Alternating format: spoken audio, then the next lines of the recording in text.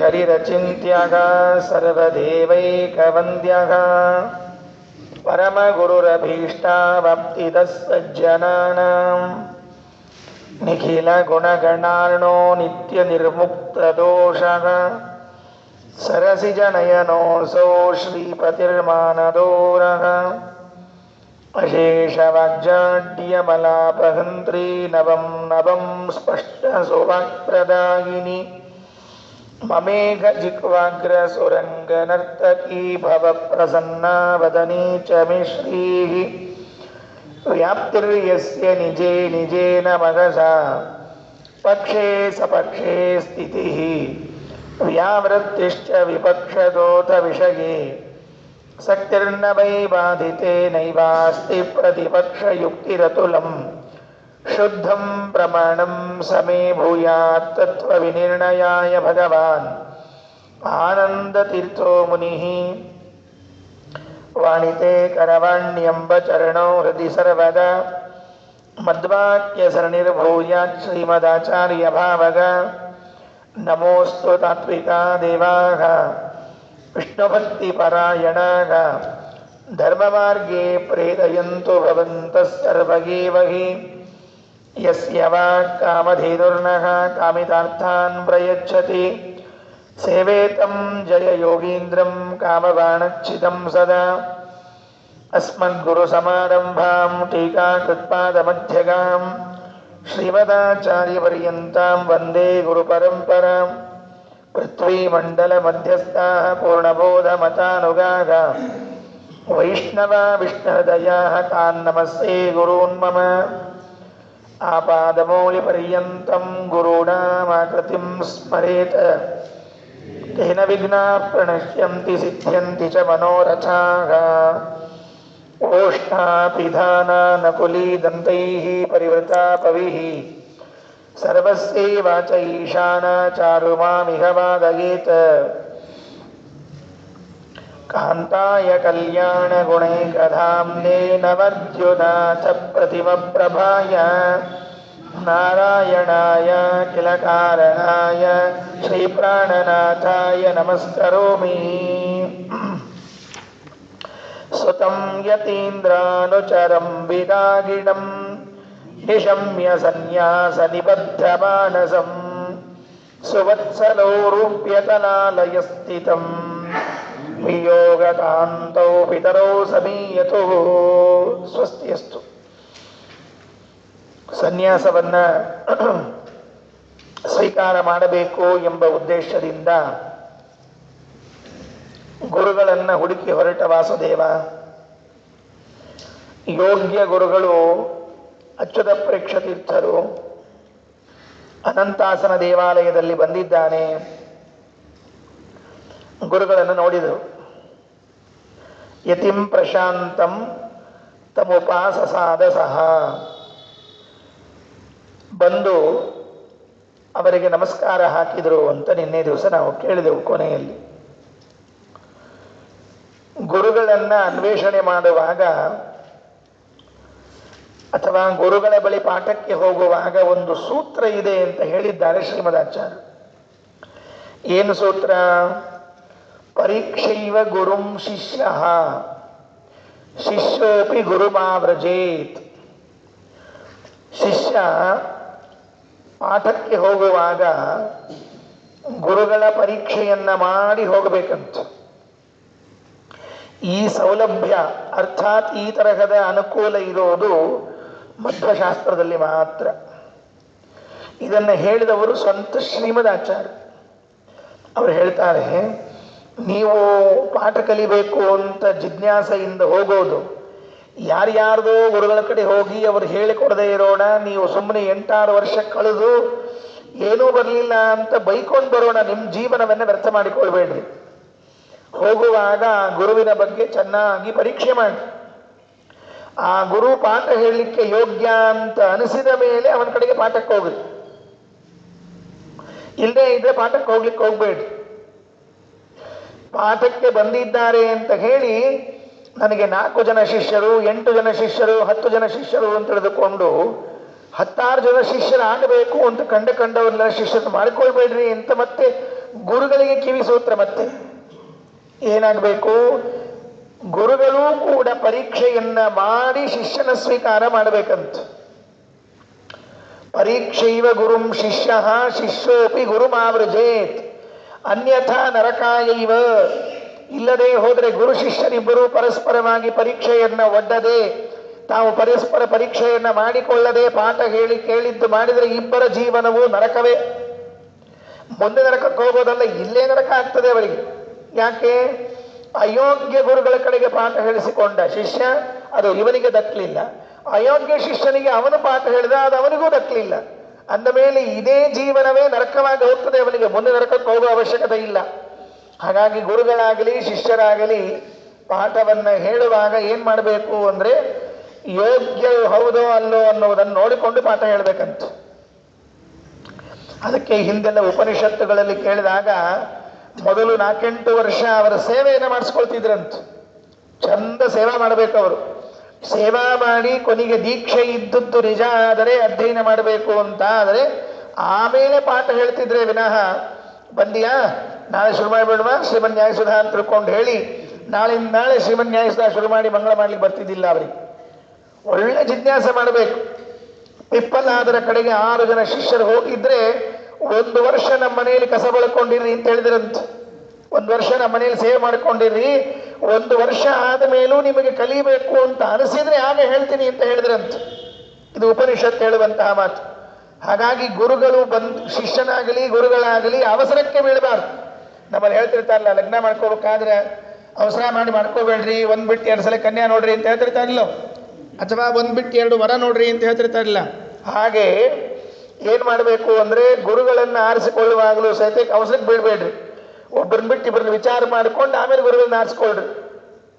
ಇನ್ನೊಂದು 4 ದಿವಸದಲ್ಲಿ ಚಲೋ ಕನ್ಯಾ ಸಿಕ್ತಿತ್ತೋ ಏನೋ ಅಂತ ವರನಿಗೆ, ಇಲ್ಲ ಇನ್ನೊಂದು 4 ದಿವಸ ಕಾಯ್ದಿದ್ರೆ ಚಲೋ ವರ ಸಿಕ್ತಿತ್ತೇನೋ ಅಂತ ಕನ್ಯಾಕ್ಕ. ಇದು ಅನಿಸ್ಬೇಕು. ಯಾವಾಗ 60 ವರ್ಷ ಶಾಂತಿಗೆ ಅನಿಸ್ಬಾರ್ದು, ಸ್ವಲ್ಪ ಬೇಗನೆ ಅನಿಸಿದ್ರೆ ಮಾಡಿಕೊಳ್ಳೋದು ಯೋಗ್ಯ ಇರ್ತಿತ್ತು. ಅದು ಹಂಗೆ ಅನಿಸ್ಬಿಡ್ತದೆ, ಕೊನೆಗೆ ಏನ್ ಮಾಡ್ಲಿಕ್ಕೆ ಬರೋದಿಲ್ಲ. ಅವಾಗ ಏನ್ ಮಾಡ್ಲಿಕ್ಕೆ ಬರೋದಿಲ್ಲ. ಅದಕ್ಕೆ ಯತಿಂ ಪ್ರಶಾಂತಂ ತಮುಪಾಸಸಾದ ಸಹ ಗುರುಗಳನ್ನು ಹುಡುಕಿಕೊಂಡು ಬಂದರು. ಅನಂತಾಸನ ದೇವಾಲಯದಲ್ಲಿ ಪ್ರವೇಶ ಮಾಡಿದರು. ಮಾಡಿದಾಗ ಅಚ್ಯುತ ಪ್ರೇಕ್ಷಾಚಾರ್ಯರು ಅಲ್ಲಿ ಸೇವೆ ಮಾಡ್ತಾ ಇದ್ರು, ಅಲ್ಲೇ ಇದ್ರು, ವಾಸ ಮಾಡಿದ್ರು. ಹೋಗಿ ನಮಸ್ಕಾರ ಹಾಕಿದ್ರು, ನೋಡಿದ್ರು, ಕೇಳಿದ್ರಂತೆ, ಯಾರು ನೀನು ಅಂತ ಕೇಳಿದ್ರಂತೆ. ಯಾರು ಅಂತ ಕೇಳಿದಾಗ ಗೋತ್ರ ಪ್ರವರೋಚ್ಚಾರಣೆಗಳನ್ನ ಮಾಡಿದರಂತೆ. ಹಿಂದೆಲ್ಲ ಪರಿಚಯ ಮಾಡಿಕೊಳ್ಳೋ ಕ್ರಮ ಹಾಗಿತ್ತು. ನಮಸ್ಕಾರ ಮಾಡುವಾಗ ಅವರಿಗೆ ಗೋತ್ರ ಪ್ರವರಗಳನ್ನು ಹೇಳಿ ನಮಸ್ಕಾರ ಮಾಡಬೇಕಂತೆ. ಇಂತಹ ಗೋತ್ರದವನು, ಇಂತಹ ಪ್ರವರ, ಇಂತಹ ಶರ್ಮ ಅಂತ ಹೇಳ್ಬೇಕಂತೆ. ನಡಿಲ್ಲಾಯ ವಾಸುದೇವ ಶರ್ಮ ಅಹಂಭೋ ಅಭಿವಾದಯೇ ಅಂತ ನಮಸ್ಕಾರ ಮಾಡಿ ಎದ್ದು ನಿಂತಾಗ ಆ ಹುಡುಗನ ಮುಖವನ್ನು ನೋಡಿದರು ಅಚ್ಯುತ ಪ್ರೇಕ್ಷಾಚಾರ್ಯ. ಮುಖದಲ್ಲಿ ಒಳ್ಳೆ ವರ್ಚಸ್ಸು. ಏನು ಅಧ್ಯಯನ ಮಾಡಿದೆ ಅಂತ ಕೇಳಿದ್ರಂತೆ. ವೇದಾಧ್ಯಯನ ಮುಗಿಸಿದ್ದೇನೆ ಅಂತ ಹೇಳಿದ್ರಂತೆ. 10-11 ವರ್ಷದ ಬಾಲಕ ವೇದಾಧ್ಯಯನ ಮುಗಿಸಿದ್ದೇನೆ ಅಂದ್ರೆ ಆಶ್ಚರ್ಯ. ವೇದಾಧ್ಯಯನ ಮುಗಿಸಿದ್ದೇನೆ ಅಂತ ಹೇಳಿದರು. ಅವರ ಮುಖ ನೋಡುವಾಗ ಇವ್ರಿಗೇನೋ ಒಂದು ನಮೂನೆ ಆನಂದ ಆಯ್ತು, ಏನೋ ಒಂದು ತೃಪ್ತಿ ಸಿಕ್ತು. ಈ ಹುಡುಗನನ್ನು ನೋಡಿದಾಗ ಏನೋ ಒಂದು ನೋಡ್ರಿ, ಕೆಲವು first impression is best impression ಅಂತ ಹೇಳ್ತಿರ್ತಾರಲ್ಲ, ಹಂಗ ಮೊದಲನೇ ಸರ್ತಿ ನೋಡಿದಾಗಲೇನೆ ಅವ್ರ ಮೇಲೆ ಒಂದು ಒಳ್ಳೆ ಅಭಿಪ್ರಾಯ ಮೂಡ್ಬೇಕಂತ. ಆಮೇಲೆ ಒಂದು 40 ಸಲ ಭೇಟಿ ಆದ್ಮೇಲೆ ನೀವು ಚಲೋ ಇದ್ರೇನು ಅನಿಸ್ಲೇ ಇಲ್ಲ ನೋಡ್ರಿ ನಮಗ ಅಂತಂದ್ರೆ ಏನು ಉಪಯೋಗ ಇಲ್ಲ. ಹೇಗಿತ್ತಿದು ಅಂತ ಕೇಳಿದ್ರೆ, ವಾಲ್ಮೀಕಿಗಳು ರಾಮಾಯಣದಲ್ಲಿ ಒಂದು ಪ್ರಸಂಗ ಹೇಳ್ತಾರೆ. ಋಷ್ಯಮೂಕ ಪರ್ವತದಲ್ಲಿ ಮೊಟ್ಟ ಮೊದಲ ಬಾರಿ ಹನುಮ ಭೇಟಿಯಾದಂತ. ಯಾರಿಗೆ? ರಾಮನಿಗೆ. ಭೇಟಿಯಾದಾಗ ಹನುಮ ಮಾತಾಡಿದ್ದಂತ. ಆ ಹನುಮನ ಮಾತುಗಾರಿಕೆಯನ್ನ ನೋಡಿ ಫಸ್ಟ್ ಟೈಮ್ ಇನ್ನು ರಾಮ ಭೇಟಿಯಾದದ್ದು. ಆಗ ಲಕ್ಷ್ಮಣನಿಗೆ ಹೇಳಿದ್ದಂತೆ ರಾಮಚಂದ್ರ, ನೋಡು ಲಕ್ಷ್ಮಣ, ಎಷ್ಟು ಚೆನ್ನಾಗಿ ಮಾತಾಡ್ತಾನೆ ಇವನು ನೋಡಿದ್ರೆ ನಿನಗೆ ಕೋತಿ ಅಂತ ಅನಿಸ್ತದೆ, ಹೇಳಿ ನೋಡಂತೆ. ವೇಷ ಇರಬಹುದು, ವೇಷ ಇದ್ದ ಮಾತ್ರಕ್ಕೆ ಅವನು ಕೋತಿ ಅಲ್ಲ. ಇಷ್ಟು ಚೆಂದಾಗಿ ಮಾತು ಬರಬೇಕಾದರೆ ರಾಮ ಕೊಟ್ಟ ಪ್ರಶಸ್ತಿಯನ್ನ ವಾಲ್ಮೀಕಿಗಳು ಹೇಳ್ತಾರೆ. ನಾನೃಗ್ವೇದ ವಿನೀತಸ್ಯ ನಾಸಾಮವೇದ ವಿದುಷಃ ಶಕ್ಯಮೇವಂ ಪ್ರಭಾಷಿತುಂ. ಕಿಷ್ಕಿಂಧಾ ಕಾಂಡದಲ್ಲಿ ಹೇಳುವಾಗ ಒಂದು ಮಾತಂತಾರೆ, ಇಷ್ಟು ಸೊಗಸಾಗಿ ಹನುಮ ಮಾತಾಡ್ತಾ ಇದ್ದಾನೆ ಅಂದ್ರೆ ಇದರ ಹಿನ್ನೆಲೆಯಲ್ಲಿ ಅಧ್ಯಯನ ಎಷ್ಟಿದೆ ಅಂತ ಅರ್ಥ ಆಗುತ್ತೆ. ಏನೇನು ಅಧ್ಯಯನ ಮಾಡಿದ್ರೆ ಈ ತರಹದಿಂದ ಮಾತಾಡಬಹುದು. ನಾನ್ ಋಗ್ವೇದ ವಿನೀತಸ್ಯ ನಾ ಯಜುರ್ವೇದ ಧಾರಿಣ ನಾ ಸಾಮವೇದ ವಿದುಷಃ ಶಕ್ಯಮೇವಂ ಪ್ರಭಾಷಿತುಂ. ಋಗ್ವೇದವನ್ನ ಚೆನ್ನಾಗಿ ಅಧ್ಯಯನ ಮಾಡಿದ್ದಿದ್ರೆ, ಯಜುರ್ವೇದವನ್ನ ಬುದ್ಧಿಸ್ಥ ಮಾಡಿಕೊಂಡಿದ್ರೆ, ಸಾಮವೇದವನ್ನ ಕಂಠಸ್ಥ ಮಾಡಿಕೊಂಡಿದ್ರೆ ಮಾತ್ರ ಹೀಗೆ ಚೆನ್ನಾಗಿ ಮಾತಾಡ್ತಾರೆ. ಇಲ್ಲದೇ ಇದ್ರೆ ಇಷ್ಟು ಸುಂದರವಾಗಿ ಮಾತು ಬರ್ಲಿಕ್ಕೆ ಸಾಧ್ಯ ಇಲ್ಲ. ನ ಮುಖೇ ನೇತ್ರಯೋರ್ವಾಪಿ ವಿಕಾರ ದೃಶ್ಯತೆ ಕ್ವಚಿತ್. ಮಾತಾಡುವಾಗ ಕಣ್ಣಿನಲ್ಲಿ, ಮುಖದಲ್ಲಿ, ಹುಬ್ಬಿನಲ್ಲಿ, ಬಾಯಿಯಲ್ಲಿ ಎಲ್ಲೂ ವಿಕಾರ ಕಾಣಿಸ್ತಿಲ್ಲ ನೋಡು ಅಂತ ಹೇಳಿದಂತೆ ರಾಮಚಂದ್ರ ಲಕ್ಷ್ಮಣನಿಗೆ. ಕೆಲವರು ಮಾತಾಡುವಾಗ ಹುಬ್ಬು ಹಾರಿಸಿ ಹಾರಿಸಿ ಮಾತಾಡೋ ಅಭ್ಯಾಸ ಇಟ್ಕೊಂಡಿರ್ತಾರೆ ಪಾಪ. ಹಂಗೆ ಅಭ್ಯಾಸ ಮಾಡಿಬಿಟ್ಟಿರ್ತಾರೆ. ಸುಮ್ಮನೆ ಮಾತಾಡ್ಲಿಕ್ಕೆ ಬರ್ತು ಹಿಂಗಿಂಗ್ ಅಂತಿರ್ಬೇಕು, ಏನೋ ಅಂತಿರ್ಬೇಕು. ಕೆಲವರು ಮೂಗು ಮೇಲೆ ಕೈ ಆಡಿಸ್ಕೊಂಡು ಕಿವಿ ಮೇಲೆ ಏನೋ ಮಾಡ್ತಿರ್ತಾರೋ. ಇನ್ನು ಕೆಲವರಿಗೆ ಬಾಯಿ ಸೊಟ್ಟು ಮಾಡೋದು, ನಾಲ್ಗೆ ಕಡಿಯೋದು, ತುಟಿ ಕಡಿಯೋದೆಲ್ಲ ಅಭ್ಯಾಸ. ಅದು ಅಭ್ಯಾಸ ಅಲ್ಲ, ದುರಭ್ಯಾಸ ಅಷ್ಟೆ. ಆ ದುರಭ್ಯಾಸ ಬಂದ್ಬಿಟ್ಟಿರ್ತದೆ. ನಾನೊಂದು ಕಡೆ ಗುರುಗಳ ಕಡೆ ಇದ್ದಾಗ ಹೇಳ್ತಿದ್ರು ಅವರು, ಕೆಲವರಿಗೆ ಮಾತಾಡುವಾಗ ಸುಮ್ಮನೆ ಮಾತಾಡ್ಲಿಕ್ಕೆ ಬರೋದಿಲ್ವಂತ. ಪೆನ್ ಇರ್ತದಲ್ಲ, ಪೆನ್ ತಗೊಂಡು ನಾನು ಈ ಊರಿಗೆ ಹೋಗಿದ್ದೆ, ಆಮೇಲೆ ಇಲ್ಲಿಂದ ಬಂದೆ, ಈ ಪೆನ್ನಲ್ಲಿ ಏನು ಬರೋದು ಅವ್ರಿಗೆ ಗೊತ್ತಾಗೋದಿಲ್ಲ, ಸುಮ್ಮನೆ ಹೇಳ್ತಿರ್ತಾರೆ. ಅದೇ ಈ ಆಫೀಸ್ಗೆ ಹೋಗಿದ್ನಲ್ಲ, ಆಫೀಸ್ನಲ್ಲಿ ಈ ಕೆಲವರಿಗೆ ಚಟ ಅದು ಏನು ಅಂದರೆ ಈ ಪೆನ್ನು ತಗೊಂಡು ಹೀಗೆ ಗೆರಿ ಹಾಕ್ಕೊಂಡು ಮಾತಾಡ್ಕೊಂಡ್ರೇ ಬರೋದು ಅಂತ ತಿಳ್ಕೊಂಡು. ಇಂಥವೆಲ್ಲ ದುರಭ್ಯಾಸಗಳಿದ್ರೆ ಮಾತು ಸರಿ ಬರೋದಿಲ್ಲ. ಅದಕ್ಕೆ ಈ ಹನುಮ ಹೇಗಿದ್ದ ಅಂದರೆ ನ ಮುಖೇ ನೇತ್ರಯೋರ್ವಾಪಿ ವಿಕಾರ, ಎಲ್ಲೆಲ್ಲೆಲ್ಲೆಲ್ಲೂ ವಿಕಾರ ಇದ್ದಿದ್ದಿಲ್ಲ, ಅಷ್ಟು ಅದ್ಭುತವಾಗಿ ಮಾತಾಡಿದ್ದ ಅಂತ ಫಸ್ಟ್ ಇಂಪ್ರೆಷನ್. ಅದು ಮೊಟ್ಟ ಮೊದಲು ಬಾರಿ ನೋಡಿದಾಗ ಏನು ರಾಮಚಂದ್ರ ಹೇಳಿದ್ನೋ ಅದೇ ವಾಸುದೇವ ಮಾತಾಡಿದಾಗ, ನಡಿಲ್ನಾಯ ವಾಸುದೇವ ಮಾತಾಡಿದಾಗ ಅಚ್ಯುತ ಪ್ರೇಕ್ಷರಿಗೆ ಬಿದ್ಬಿಡ್ತು ಇಂಪ್ರೆಷನ್. ಒಳ್ಳೆ ಅಭಿಪ್ರಾಯ ಬಂತು, ಚೆನ್ನಾಗಿದೆಯಪ್ಪ. ಯಾರು ನಿಮ್ಮ ಗುರುಗಳು? ಎಲ್ಲ ಅಧ್ಯಯನ ಮಾಡಿದ್ದಿ? ತೋಟಂತಿಲ್ಲ ಇರುವಂಥ ಗುರುಗಳು, ಅವರಲ್ಲಿ ವೇದಾಧ್ಯಯನ ಮುಗಿಸಿದ್ದೇನೆ. ನಿಮ್ಮ ತಂದೆ ಯಾರು? ನಡಿಲ್ಲಾಯ ನಾರಾಯಣ ಭಟ್ರು ನಮ್ಮ ತಂದೆ. ಓಹೋ, ಅವರ ಒಳ್ಳೇದು ಒಳ್ಳೇದು, ಸಂತೋಷ. ಯಾಕೆ? ಅವ್ರ ಬಗ್ಗೆ ಇವ್ರಿಗೇನು ಪರಿಚಯ? ಇದೇ ಅನಂತಾಸನ ದೇವಾಲಯದಲ್ಲೇ ಪ್ರವಚನ ಮಾಡ್ತಾ ಇದ್ದವರವರು. ಹಿಂದೆ 2ನೇ ಸರ್ಗದಲ್ಲಿ ಕೇಳುವಾಗ ಆನಂದಯನ್ನಖಿಲ ಕೇವಲ ವಿಂದ್ರಿಯಾಣಿ ಕಿಂತು ಪ್ರಭೋ ರಜತ ಪೀಠ ಪೊರೆ ಪದಾಬ್ಜಂ. ಅಲ್ಲಿ ಪ್ರವಚನ ಮಾಡ್ತಾ ಇದ್ರೆ ಬಂದ ಶ್ರೋತ್ರ ವರ್ಗಕ್ಕಲ್ಲ, ದೇವತಾ ವರ್ಗಕ್ಕೆ ಆನಂದ ಆಗ್ತಾ ಇತ್ತು ಅಂತ ಅಲ್ಲಿ ಸುತ್ತಮುತ್ತಲು ಅಷ್ಟು ಖ್ಯಾತಿ. ಆ ಖ್ಯಾತಿ ಇದ್ದ ನಡಿಲ್ಲಾಯರ ಪುತ್ರ ಅನ್ಕೊಂಡ್ರು. ಅಷ್ಟೊತ್ತಿಗಾಗಲೇ ಆ ವಾಸುದೇವನ ಕೀರ್ತಿ ಎಲ್ಲ ಕಡೆಗೆ ಹರಡಿತ್ತು. ಇವನ್ ನೋಡಿದಾಗ ಸಂತೋಷ ಆಯ್ತು. ಏನು ಬಂದದ್ದು ಅಂದ್ರು. ಯಾವಾಗಲೂ ಬರ್ತಿರ್ತಾನೆ, ಏನು ಬಂದದ್ದು ಅಂದ್ರು. ಏನಿಲ್ಲ, ನನ್ನ ನಿಮ್ಮ ಶಿಷ್ಯನಾಗಿ ಸ್ವೀಕಾರ ಮಾಡ್ರಿ ಅಂತ ಹೇಳ್ಬಿಟ್ರು. ಎಷ್ಟು ಮನೋಬಲ ಗಟ್ಟಿ ಇತ್ತು. ಬೇರೆ ಏನು ಬೇಕಾಗಿಲ್ಲ, ನನ್ನ ನೀವು ಶಿಷ್ಯನಾಗಿ ಸ್ವೀಕಾರ ಮಾಡ್ರಿ. ಏನು ಮಾಡ್ತೀಯ ಅಂತ ಕೇಳಿದ ಅಚ್ಯುತ ಪ್ರೇಕ್ಷಾಚಾರ್ಯ, ಸನ್ಯಾಸ ತಗೊಳ್ಬೇಕು ಅಂತಿದ್ದೀನಿ, ಸನ್ಯಾಸಕ್ಕೆ ಬೇಕಾದ ಅರ್ಹತೆಗಳು ನನ್ನಲ್ಲಿದೆ ಇಲ್ಲೋ ಅಂತ ನೀವು ನೋಡಿ ಸನ್ಯಾಸವನ್ನು ಕೊಟ್ಟು ಬಿಡ್ರಿ, ನಿಮ್ಮ ಶಿಷ್ಯನಾಗಿ ನಿಮ್ಮ ಜೊತೆಗೇ ಇದು ಬಿಡ್ತೀನಿ ಅಂತ ಹೇಳ್ಬಿಟ್ಟ. ಅಚ್ಯುತ ಪ್ರೇಕ್ಷಾಚಾರ್ಯರಿಗೆ ಆಶ್ಚರ್ಯದ ಮೇಲೆ ಆಶ್ಚರ್ಯ. ಇಷ್ಟು ಒಳ್ಳೆ ಸ್ಫುರದ್ರೂಪಿ, ವಾಗ್ಮಿ, ವಿದುಷ, ವಿದ್ವಾನ್, ಜ್ಞಾನಿ, ಅವನು ಸನ್ಯಾಸ ಸ್ವೀಕಾರ ಮಾಡ್ತೀನಿ, ನಿಮ್ಮ ಶಿಷ್ಯನಾಗ್ತೀನಿ ಅಂತ ಬಂದಾನೆ ಅಂದರೆ ಏನು ಆನಂದ ಆಗಬೇಡ. ಇರು, ಇಲ್ಲೇ ಇರು, ನನ್ನ ಜೊತೆಗಿರು ಅಂತ ಇಟ್ಕೊಂಡ್ಬಿಟ್ಟು ಮಠದಲ್ಲಿ ಇದ್ಬಿಟ್ಟು ಮುಗಿದ ಕೆಲಸ. ಮನೆ ಮರ್ತೇ ಹೋಯ್ತು, ಅಪ್ಪ ಅಮ್ಮ ಮರ್ತೆ ಹೋಯ್ತು, ಮಲ್ಲಿ ಹೋಗಲೇ ಇಲ್ಲ. ಏನು ಮಾಡ್ತಿದ್ರು ವಾಸುದೇವ ಆಚಾರ್ಯರು? ಏನು ಸೇವೆ ಮಾಡ್ತಿದ್ರು ಗುರುಗಳದ್ದು ಅಂದರೆ ಪೂಜೆ ಮಾಡುವುದಕ್ಕೆ ನೀರು ತಂದು ಕೊಡ್ಬೇಕಂತ. ನೋಡ್ರಿ, ನಾವೆಲ್ಲ ಕೆಲವು ಅನ್ಕೊಂಡಿರ್ತೀವಿ ಇದೆಲ್ಲ ಏನು ಸಣ್ಣ ಸಣ್ಣ ಕೆಲಸ ಅಂತ. ಎಡಬಲ್ ಸೇವಕರು ಅಂದರೆ ಒಂದು ಅರ್ಥದಲ್ಲಿ ಅದೇನು ಬಿಡ್ರಿ ಅಂತಿರ್ತಾರೆ. ಅಲ್ಲ, ಅದು ದೊಡ್ಡ ಕೆಲಸ. ಗುರುಗಳ ಪೂಜೆಗೆ ತುಳಸಿ ತರಬೇಕು, ಗುರುಗಳ ಪೂಜೆಗೆ ಹೂ ತರಬೇಕು, ಗಂಧವನ್ನು ತೆಗೆದಿಡಬೇಕು, ಎಲ್ಲ ಕೆಲಸ ಮಾಡಿದ್ದಾರೆ ಆಚಾರ್ಯರು. ಯಾವುದು ಮಾಡಿಲ್ಲ ಅಂತ ತಿಳಿಬೇಡ್ರಿ. ಅಚ್ಯುತ ಪ್ರೇಕ್ಷಾಚಾರ್ಯರು ಬಲಗುತ್ತಾರೆ ಅಂತಾದರೆ ಸನ್ಯಾಸಿಗಳಿಗೆ ಯೋಗ್ಯವಾದ ಹಾಸಿಗೆಯನ್ನು ಹಾಸಿ ಗುರುಗಳು ಮಲಗಿದಾಗ ಕಾಲು ಒತ್ತಿ ಗುರುಗಳದ್ದು ಆಮೇಲೆ ಮಲಗ್ತಿದ್ರಂತೆ. ಗುರು ಸೇವಾ ಅಂತನ್ನೋದನ್ನು ಮಾಡೋದನ್ನು ನಾವು ಅನನ್ಯವಾಗಿ ಕಾಣಬೇಕು ಅಂದರೆ ಆಚಾರ್ಯರಲ್ಲಿ ಕಾಣಬೇಕು. ಸುಲಭ ಇಲ್ಲ ಗುರು ಸೇವಾ ಮಾಡೋದು. ಒಂದು ಗೊತ್ತಿರಬೇಕು, ಆಚಾರ್ಯರೇ ಭಗವದ್ಗೀತಾ ಭಾಷ್ಯದಲ್ಲಿ ಹೇಳುವಾಗ ಸನ್ಯಾಸಿಗಳ ಸೇವೆ ಮಾಡುವವರಿಗೆ ಏನು ಪುಣ್ಯ ಇದೆ ಅಂತ ಒಂದು ಮಾತು ಹೇಳಿದ್ದಾರೆ. ಬಹಳ ಅದ್ಭುತ ಹೇಳಿದ್ದಾರೆ. ನಾವೇನು ತಿಳ್ಕೊಂಡಿದ್ದೇವೆ ಅಂದರೆ ಈ ಸನ್ಯಾಸಿಗಳು, ಅವ್ರ ಹಿಂದಿರೋ ಈ ಅವರ ಸೇವಕ ವರ್ಗ ಏನೋ ಪಾಪ ಇಲ್ಲ, ಗತಿ ಇಲ್ಲ, ಮಟ್ಟದಲ್ಲಿ ಇದ್ದಾರೆ, ಎಡಬಲ್ ಸೇವೆ ಮಾಡಿಕೊಂಡು ಅಂತ ಹೀಗೆಲ್ಲ ಅರ್ಥ ಮಾಡಬಾರ್ದು. ಸರ್ವಾತ್ಮನ ಹಾಗೆ ತಿಳಿಬೇಡ್ರಿ. ಯದ್ ಗೃಹಸ್ಥೋಪಿ ನಗಚ್ಛೇತ ಆಚಾರ ಒಂದು ಮಾತು ಹೇಳ್ತಾರೆ, ಗೃಹಸ್ಥಾಶ್ರಮಿಯಾಗಿ ಇದ್ದುಕೊಂಡು ನಿತ್ಯದಲ್ಲಿ ಯಜ್ಞ ದಾನ ತೀರ್ಥಸ್ನಾನಾದಿಗಳನ್ನು ಮಾಡಿದವನಿಗೂ ಅಷ್ಟು ಪುಣ್ಯ ಇಲ್ಲವಂತೆ. ಎಷ್ಟು ಪುಣ್ಯ ಸನ್ಯಾಸಿಗಳಿಗೆ ಸೇವೆ ಮಾಡಿದಾಗ ಆ ಶಿಷ್ಯನಿಗೆ ಸಿಗುತ್ತೋ ಅಷ್ಟು ಅಂತ. ಪರಮಾದ್ಭುತವಾದ, ಎಲ್ರಿಗೂ ಸಿಗೋದಿಲ್ಲ, ಎಲ್ರಿಗೂ ಸಿಗೋದಿಲ್ಲ. ಎಲ್ಲಿ ಸಿಗುತ್ತೆ ಎಲ್ರಿಗೂ ಕೂಡ? ನಾವು ಸ್ವಾಮಿಗಳಾಗಬೇಕು, ಇಲ್ಲ ಸ್ವಾಮಿಗಳ ಜೊತೆಗೆ ಹೋಗ್ಬೇಕು, ಯಾವುದೋ ಒಂದು ಆಗ್ಬೇಕು. ಎರಡೂ ನಮ್ಮ ಕಡೆ ಆಗಂಗಿಲ್ಲ. ಬಂದಾಗ ಭಿಕ್ಷಾ ಕಳಿಸ್ತೀವಿ, ಅಷ್ಟೇ ಕೆಲಸ ನಮಗೆ. ಬಂದರೆ ಸ್ವಾಮಿಗಳು ನಮ್ಮಲ್ಲಿ ಭಿಕ್ಷಾ ಆಗಲಿ ಸ್ವಾಮಿ ಅಂತ ಕೇಳ್ತೀವಿ, ಒಂದು ಭಿಕ್ಷಾ ಹಾಕಿ ಏನೋ ಅದೇನು ಕಾಣಿಕೆ ಮುಡಿಸಿ ಕಳಿಸ್ಬಿಡ್ತೀವಿ. ಅವ್ರ ಜೊತೆಗೆ ಇದ್ದು ಅವ್ರು ಮಲಗಿದಾಗ ಅವ್ರು ಮಲಗಿದ ಮೇಲೆ ಮಲಗಿ ಹೇಳೋಕ್ಕಿಂತ ಮೊದಲು ಎದ್ದು ಅವ್ರು ಯಾವಾಗ ಏನು ಕೇಳ್ತಾರೋ ಅದನ್ನೆಲ್ಲ ಕೊಟ್ಟು ಮಾಡೋದು ತುಂಬ ಕಷ್ಟದ ಕೆಲಸ. ಶ್ರೀಮದಾಚಾರ್ಯ ಹೇಳ್ತಾರೆ ಗೀತಾ ಭಾಷ್ಯದಲ್ಲಿ, ಆ ಶ್ರೀಗಳ ಸನ್ಯಾಸಿಗಳ ಶಿಷ್ಯರಿಗೆ ಎಷ್ಟು ಪುಣ್ಯ ಇದೆ ಅಂತ ಕೇಳಿದ್ರೆ, ಗೃಹಸ್ಥಾಶ್ರಮ ಸ್ವೀಕಾರ ಮಾಡಿ ಗೃಹಸ್ಥಾಶ್ರಮದ ಉದ್ದಕ್ಕೂ ಒಬ್ಬ ಗೃಹಸ್ಥ ಮಾಡುವ ಪುಣ್ಯ ಸಂಚಯ ಏನಿದೆಯಲ್ಲ, ಅದು ಕೇವಲ ಈ ಶಿಷ್ಯನಿಗೆ ಸಿಗುತ್ತೆ ಅಂತ ಹೇಳ್ತಾರೆ. ಇದು ಬರೇ ಹೇಳಲಿಲ್ಲ, ಮಾಡಿ ತೋರಿಸಿದ್ರು ನಮ್ಮ ಆಚಾರ್ಯ. ಅಚ್ಚದ ಪ್ರೇಕ್ಷರ ಸೇವೆ, ಅವ್ರ ಪೆಟ್ಟಿಗೆ ತಗೊಳ್ಳೋದು, ದಂಡ ಹಿಡ್ಕೊಳ್ಳೋದು, ಅವ್ರ ಜೊತೆಗೆ ಹೋಗೋದು. ಈ 11 ವರ್ಷದ ಒಟ್ಟು ಇಷ್ಟೊಂದು ಜುಟ್ಟು ಬಿಟ್ಟುಕೊಂಡು ಈ ದಂಡ ಹಿಡ್ಕೊಂಡು ಪುಟ್ಟು ಅಂತ ಸ್ವಾಮಿಗಳಿಂದ ಓಡಾಡ್ತಾ ಇದ್ರೆ ಎಷ್ಟು ಆಶ್ಚರ್ಯ ಆಗಬೇಡ. ನಾಳೆ ನೆಕ್ಸ್ಟ್ ಪೀಠಾಧಿಪತಿಗಳೇ ಇವರು. ಕೆಲವು ಕಡೆ ಮೊದಲೇ ಫಿಕ್ಸ್ ಆಗಿಬಿಟ್ಟಿರ್ತದೆ ಇವರಿಗೆ ಕೊಡೋದು ಅಂತ ತಿಳ್ಕೊಂಡು ಹೇಳಿ. ಆವಾಗ ಇವ್ರು ನೋಡೋ ಹಾಗೆ ಇರಂಗಿಲ್ಲ, ಅವ್ರು ನೋಡೋ ಹಾಗೆ ಇರಂಗಿಲ್ಲ, ಉಳಿದವ್ರು ಅವ್ರು ನೋಡೋಂಗಿಲ್ಲ, ಅವ್ರನ್ನ ಉಳಿದವ್ರು ನೋಡೋ ಹಂಗಿಲ್ಲ, ಹಂಗಿರ್ತದೆ ಪರಿಸ್ಥಿತಿ. ಯಾಕಂದ್ರೆ ಇಬ್ಬರಿಗೂ ಕೊಮ್ಮೇಲೆ ಹೋಗ್ಬಿಟ್ಟಿರ್ತಾವೆ. ಅಂತಿರ್ತಾರೆ. ಇನ್ನೂ ಆಗಿರಂಗಿಲ್ಲ ಬಿಟ್ಟಿರಂಗಿಲ್ಲ ಅಂತಿರ್ತಾರೆ. ನೀ ಆಗಿದ್ರೆ ನಿನಗೆ ಆಮೇಲೆ ಅನಿಸ್ತೀವಿ ಅಂತಿರ್ತಾರೆ ಅವರು. ಅದಕ್ಕೆ ಹೆಂಗಿರ್ತದೆ ಪರಿಸ್ಥಿತಿ, ಅದು ಗೊತ್ತಾಗಲ್ಲ ಅವೆಲ್ಲ ಕೆಲವೆಲ್ಲ ಒಳಗಿನ ರಹಸ್ಯಗಳು. ಹೌದಲ್ರಿ ಸ್ವಾಮಿ? ಅದಕ್ಕೆ ಏನಾಯಿತು, ಇದು ಶಿಷ್ಯ ಸೇವೆ ಶುರುವಾಯಿತು. ಇಷ್ಟು ಪ್ರಸನ್ನರಾಗಿ ಬಿಟ್ಟರು ಅಚ್ಚುತ ಪ್ರೇಕ್ಷರು. ಆನಂದ ತೀರ್ಥರ ಸೇವೆಯನ್ನು ಕಂಡು ಆನಂದಪಟ್ಟು ಮನಸ್ಸಿನಲ್ಲಿ ಸಂಕಲ್ಪ ಮಾಡಿಕೊಂಡ್ರು, ನಿಮ್ಮ ಶಿಷ್ಯನಾಗಿ ನಾನು ಸ್ವೀಕಾರ ಮಾಡ್ರಿ ಅಂತ ಹೇಳಿದ್ದಾರೆ ಎಂದಮೇಲೆ ಶಿಷ್ಯನಾಗಲೇಬೇಕು, ಇವನಿಗೆ ಕೊಟ್ಬಿಡ್ಬೇಕು ಆಶ್ರಮ ಅಂತ ಅಂದುಕೊಂಡು ಬಿಟ್ರು. ಈ ವಾರ್ತೆ ಕರುಣೋಪಕರಣವಾಗಿ ಅಪ್ಪ ಮನೆಗೆ ಮುಡ್ತು ಬಂತು ನೋಡ್ರಿ ಭಜೀತಿ.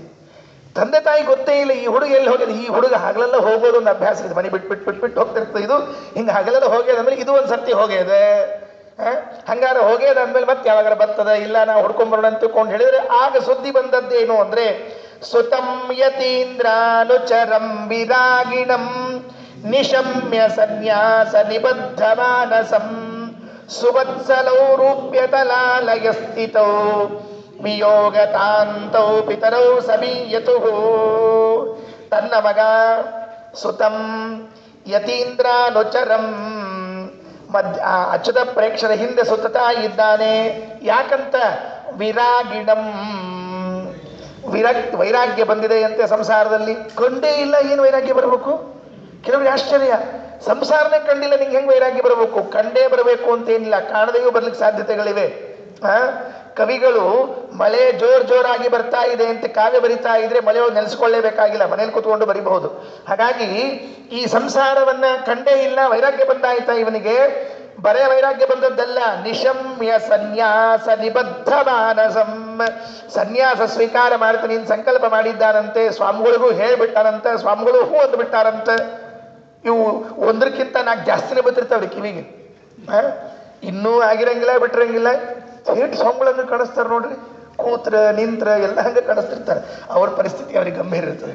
ಸುವತ್ಸಲೋ ರೂಪ್ಯತಲಾಲಯ ಸ್ಥಿತವು, ಸುವತ್ಸಲವು ಮಗನ ಮೇಲೆ ಭಾರಿ ಪ್ರೀತಿ ಬಂದ್ಬಿಟ್ರೆ ನಮ್ಮಂದ್ರು ಅಪ್ಪ ಇಬ್ರು ಕೂಡ್ಕೊಂಡು ರೂಪ್ಯತಲಾಲಯ ಸ್ಥಿತಂ ವಿಯೋಗ ತಾಂತವು, ಮಗನ ವಿಯೋಗವನ್ನ ತಡಿಲಿಕ್ಕೆ ತಾಪ ಆಗಿ ತಡಿಲಿಕ್ಕಾಗದೆ ಪಿತರವು ಸಮೀಯತುಹು ಬಂದುಬಿಟ್ಟಿದ್ದಾರೆ. ವ್ಯಾಮೋಹ, ಪುತ್ರ ವ್ಯಾಮೋಹ ಬಂದೋಯ್ತು. ಯಾವ ಮಗ ಬಂದು ತತ್ವಜ್ಞಾನ ಕೊಡ್ಲಿ ಅಂತ ಕೇಳ್ಕೊಂಡಿದ್ರೋ ಆ ಮಗ ಇವತ್ತು ತತ್ವಜ್ಞಾನ ಕೊಡುವುದಕ್ಕಾಗಿ ಸನ್ಯಾಸ ಸ್ವೀಕಾರ ಮಾಡ್ತೀನಿ ಅಂತ ಹೊರಟಿದ್ರೆ ಬೇಡ ಅಂತ ತಡಿಲಿಕ್ಕೆ ಬಂದಿದ್ದಾರಂತೆ ತಂದೆ ತಾಯಿಗಳು. ನೋಡ್ರಿ ಹೇಗಿರ್ತದೆ ವ್ಯಾಮೋಹ ಅಂಬೋದು, ಹೇಗಿರ್ತದೆ. 4 ದಿವಸ ವಸ್ತು ಹೊಸದಾಗಿ ಬಂದಾಗ ಅಷ್ಟು ಅಭಿಮಾನ ಬೆಳೆದಿರೋದಿಲ್ಲ. 8-10 ದಿನಗಳಾದ ಮೇಲೆ ವರ್ಷಗಳು ಉಳಿದಂತೆ ಆಗೇನಾಗ್ತದೆ ಅಂತಂದ್ರೆ ನಂದು ಅಂತ ಅಭಿಮಾನ ಶುರುವಾಗ್ಬಿಡ್ತದೆ. ಈ ಅಭಿಮಾನ ಭಾರಿ ಭಯಾನಕ ಇದು. ಒಮ್ಮ ಅಭಿಮಾನ ಬಂದುಬಿಟ್ರೆ ಅದು ಎಂಥ ವಸ್ತು ಇದ್ರ ಬಿಡಬೇಕು ಅಂತ ಬರೋದಿಲ್ಲ. ನಮ್ಮದೇ ದೇಹ ನೋಡ್ಕೊಳ್ರಿ, ಎಂಥ ಅಭಿಮಾನ ಈ ದೇಹದ ಮೇಲೆ ಅಂದರೆ ಇದು ಕುರೂಪಿಯೋ ಕುರುಡಿಯೋ ಕುಂಠವೋ ಏನೇ ಇದ್ರೂ ಕೂಡ ಬಿಡಬೇಕು ಅಂತ ಮನಸ್ಸು ಬರೋದಿಲ್ಲ. ಯಾಕೆ? ಅಭಿಮಾನ. ಎಷ್ಟು ಅಭಿಮಾನ ಪಟ್ಬಿಟ್ಟಿರ್ತೀವಿ ಹೇಳಿ ನೋಡಂತೆ. ಮಗು, ಅದು ಸ್ಫುರದ್ರೂಪಿಯಾದ ಮಗು, ಬುದ್ಧಿವಂತನಾದ ಮಗು, ಅವನ ಬಗ್ಗೆ ಇಷ್ಟೆಲ್ಲ ಕೇಳಿದವ್ರು ಸುಮ್ಮನೆ ಬಿಡ್ತಾರ? ಬಂದ್ರು, ಉಡುಪಿಗೆ ಬಂದಿರೋದು ಅಪ್ಪ ಅಮ್ಮ ಇಬ್ರು, ಇದು ಕೂತಿತ್ತಲ್ಲ ಹುಡುಗ ಯಥಾ ಪ್ರಕಾರ ಗುರುಗಳು ಸೇವೆ ಮಾಡ್ಕೋತ ಸ್ವಾಮಿಗಳಿಗೆ ನೀರು ಕೊಟ್ಟೆ, ಶಾಟಿ ಒಣ ಹಾಕ್ಲಿಕ್ಕತ್ತಿತ್ತು ಮಡಿಯಲ್ಲಿ. ಏನ್ ಅನ್ಕೊಂಡ್ರು ಅವರು, ಈ ಹುಡುಗ ಸ್ನಾನ ಮಾಡಿ ಬಂದು ಆ ಅನಂತಾಸನ ಸರೋವರದಾಗ ಶಾಟಿ ತಗೊಂಡು ಒಣ ಹಾಕಿ ಗುರುಗಳಿಗೆಲ್ಲ ಅಣಿ ಮಾಡಿ ಕೊಡ್ತಾ ಇದ್ರೆ ಇವರಂದ್ರೆ ಇದು ಖರೇನ ಸ್ವಾಮಿಗಳು ಆಗೋಂಗೆ ಕಾಣಿಸ್ತ ಅಂದ್ರು. ಇಷ್ಟೆಲ್ಲ ಮಾಡೋದು ನೋಡಿದ್ರೆ ಯಾಕೋ ಪೂರ್ಣ ಆಸಕ್ತಿ ಇಟ್ಕೊಂಡಂಗ ಕಾಣಿಸ್ತದೆ. ಬಂದು ಕೂಡ್ಸಿರು, ವಾಸುದೇವ ಇಲ್ವಾ, ಇಲ್ಲಿ ಕೂಡ್.